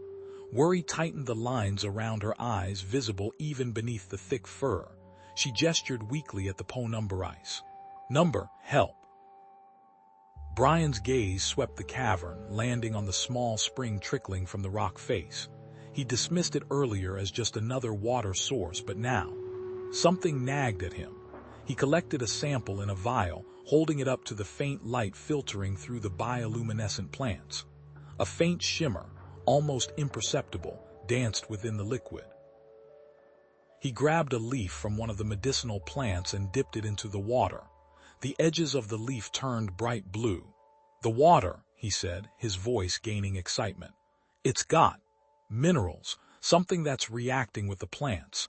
Maybe it could enhance their properties, create a more potent medicine, but I'd need to refine it." He began gathering materials, smooth stones, broad leaves, hollow reeds, his mind racing. He needed a filter, something to separate the beneficial compounds from the rest of the water. The bioluminescent plants. Their internal structure was incredibly complex, almost like a living membrane. Maybe. Hours blurred into a frenzy of activity. Brian, driven by a desperate hope, constructed a crude filtration system. He layered the plants between the stones and reeds, creating a multi-stage filter that dripped slowly into a waiting container. Estelle watched him, her breathing shallow. Suddenly, her eyes widened, a flicker of something akin to fear crossing her features. She pressed a massive hand to her temple, wincing. "Krill," she grunted, the sound barely audible. "He thinks, easy, impatient, coming." Brian's heart clenched. He glanced at the makeshift filter, only half full, not enough, not nearly enough. "We're running out of time," he said, his voice grim. He ran a hand through his hair, pushing back the sweat. "Okay, new plan. Remember that energy source in the shield generator, I think I can use it. Recalibrate my medical scanner to disrupt the field. It's risky, could overload the whole system, but it's the only way I can think of to slip past it." Finally, the last drops of filtered water trickled into the container. The solution glowed with an eerie, vibrant green. Brian carefully drew it into a syringe. "This is it," he said, injecting the solution into Estelle's arm. "Hopefully this will buy us some time." The effect was immediate but unexpected. Estelle gasped, her body convulsing for a moment before going still. Then her eyes snapped open, wider than Brian had ever seen them. I hear him," she whispered, her voice filled with a strange, ethereal quality. "Krill, he plans." Sonic weapon collapsed the cave, soon. Brian's blood ran cold, a sonic weapon, they'd be buried alive. He looked at Estelle, her face pale but strangely focused.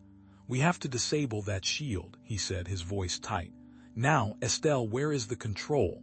She closed her eyes for a moment, concentrating. Small room, behind the generator.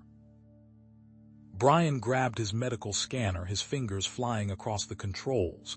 He needed to emit an EMP just strong enough to disrupt the shield but not destroy the generator. A delicate balance.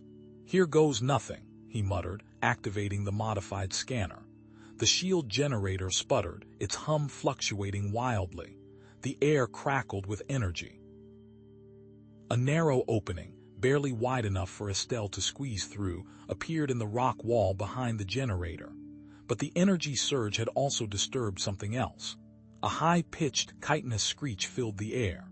A swarm of cave insects, drawn from the depths by the disruption, descended upon them. Brian cursed, grabbing a discarded piece of wood and setting it alight with his lighter. He waved the makeshift torch, keeping the insects at bay, their iridescent wings buzzing angrily around him. Go now, Estelle. I'll hold them off." Estelle, despite her pain, moved with surprising speed. Her enhanced telepathic abilities seemed to guide her, allowing her to navigate the narrow opening with ease. Brian fought the insects back. The smoke stung his eyes, but he kept them at bay long enough for Estelle to disappear into the opening. He followed, squeezing through the narrow gap, leaving the swarm behind. The passage opened into a larger chamber. This was different. No longer a natural cave, but something constructed. Metal supports reinforced the walls. Wires snaked across the ceiling. Before they could take another step, a red light flashed. A security drone, sleek and menacing, detached itself from the ceiling, its weapons locking onto Estelle.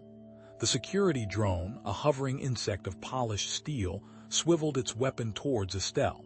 Its targeting laser painted a crimson dot on her chest. Brian didn't hesitate. He grabbed the nearest object, a dented medical canister filled with expired stimulants, and hurled it with all his might. The canister struck the drone, knocking it askew, disrupting its aim for a precious few seconds but not disabling it. Sparks flew. Estelle, gritting her teeth against the pain, focused her mind. A low hum emanated from her, a barely perceptible vibration in the air. The drone's camera lenses flickered, then whited out. Its movements became erratic. She was overloading its sensors, drowning it in a torrent of telepathic static. "Control panel," she grunted, her voice strained. "Guarded." They crept forward, Brian covering Estelle as she moved, her massive frame surprisingly agile despite her injuries. The drone had been guarding a recess panel, its surface crisscrossed with intricate circuitry and glowing glyphs. "Defense system," Brian murmured, running his hand over the cool metal. Sophisticated. Estelle reached out, her clawed hand hovering over the panel. Closing her eyes, she delved into the drone's corrupted programming, sifting through the digital debris. A flicker of understanding crossed her face. Invasion, she rasped. Defense against my people. Brian's blood ran cold. They're not after territory, they want resources, your people's resources. The hostile faction's true motive, ugly and avaricious, was now starkly clear. With new hope, Estelle began to interface with the control panel, her telepathic tendrils weaving through the system's code. Her brow furrowed with concentration. She was attempting to reprogram the defenses, to turn them against the invaders. Almost. A deafening crash echoed from the entrance. Krill, his face contorted with rage, stormed into the underground structure, followed by his remaining soldiers. "Stop her!" he roared, raising a disruptor pistol. Before Brian could react, Krill fired. The disruptor beam struck the control panel, severing Estelle's connection. A jolt of pure agony ripped through her, and she cried out, collapsing against the wall. The control panel sparked and sputtered, its glyphs flickering erratically. "Estelle!" Brian yelled. He knew he had to act, and act now. He grabbed his medical scanner, its diagnostic functions useless in this situation, and cranked up the power. Ignoring the warning sirens, he focused the scanner's beam on the damaged control panel, channeling all the energy he could muster. The scanner emitted a high-pitched whine, then a concentrated EMP blast surged forth. The remaining defenses went dark, permanently disabled. But the EMP blast had also triggered a failsafe, a piercing alarm blared, and a red light flashed ominously. "Distress beacon," Brian cursed. "Automated. We've got company coming." Despite the pain searing through her, Estelle struggled to her feet. Her eyes glowed with an inner light. "Diversion," she gasped. "I create false images." She closed her eyes and the tunnel shimmered. Illusions flickered into existence. Phantom soldiers, false corridors, dead ends that weren't really there. "Go, go," Brian shouted, grabbing a discarded energy rifle. He charged towards Krill and his soldiers, firing wildly, using the environment to his advantage, taking cover behind overturned crates and shattered machinery. Estelle, despite her injuries, followed, her presence a terrifying force. Brian saw his chance. He dove behind a stack of metal containers, emerging behind Krill. With a swift move, he disarmed the Ferengi, sending the disruptor pistol clattering across the floor. Estelle, meanwhile, used her immense strength to subdue the remaining soldiers, their bodies crumpling beneath her powerful blows. With Krill and his faction defeated, the piercing wail of the distress beacon grew louder. A low rumble vibrated through the ground. A shadow fell across the entrance, and a sleek silver ship descended from the sky, its landing gear hissing as it touched down. As the ramp lowered, a Ferengi in ornate scout armor strode forward. Her gaze swept over the scene, taking in the defeated soldiers and the damaged control panel. She stopped when she saw Estelle. "Estelle, are you all right? Are you the scout leader?" Estelle nodded, relief flooding her face. "I am." The Ferengi scout leader turned to Brian, her expression softening. "You saved her life. You saved us all." Estelle stepped forward, placing a hand on Brian's shoulder. "He is more than a savior. He is a friend." She looked at Brian, her eyes filled with gratitude and something more, a shared understanding, a bond forged in hardship and sacrifice. "Join me, Brian Jones," she said. "Return to my people. Use your skills to heal those in need, across the galaxy." Brian looked at the faces of the scout team, then back at Estelle. He thought of the countless lives lost, the indifference he had witnessed, the purpose he had lost. He thought of the Ferengi he had left for dead and the Ferengi in front of him who needed his help. A slow smile spread across his face. "I accept," he said, his voice filled with a newfound conviction. "I accept." Together, Brian and Estelle boarded the rescue ship, leaving behind the desolate outpost and the ghosts of his past. As the ship ascended, Brian looked out at the stars, a vast canvas of infinite possibilities. He had found a new purpose, a renewed sense of hope, and a friend who saw him not as a human, but as a healer, a protector, a partner. The journey back to Estelle's people would be long, but it was a journey they would take together. A human doctor and a Ferengi scout leader, united by a shared commitment to compassion and a belief in the power of healing. A belief that transcended species, culture, and the cold indifference of the galaxy.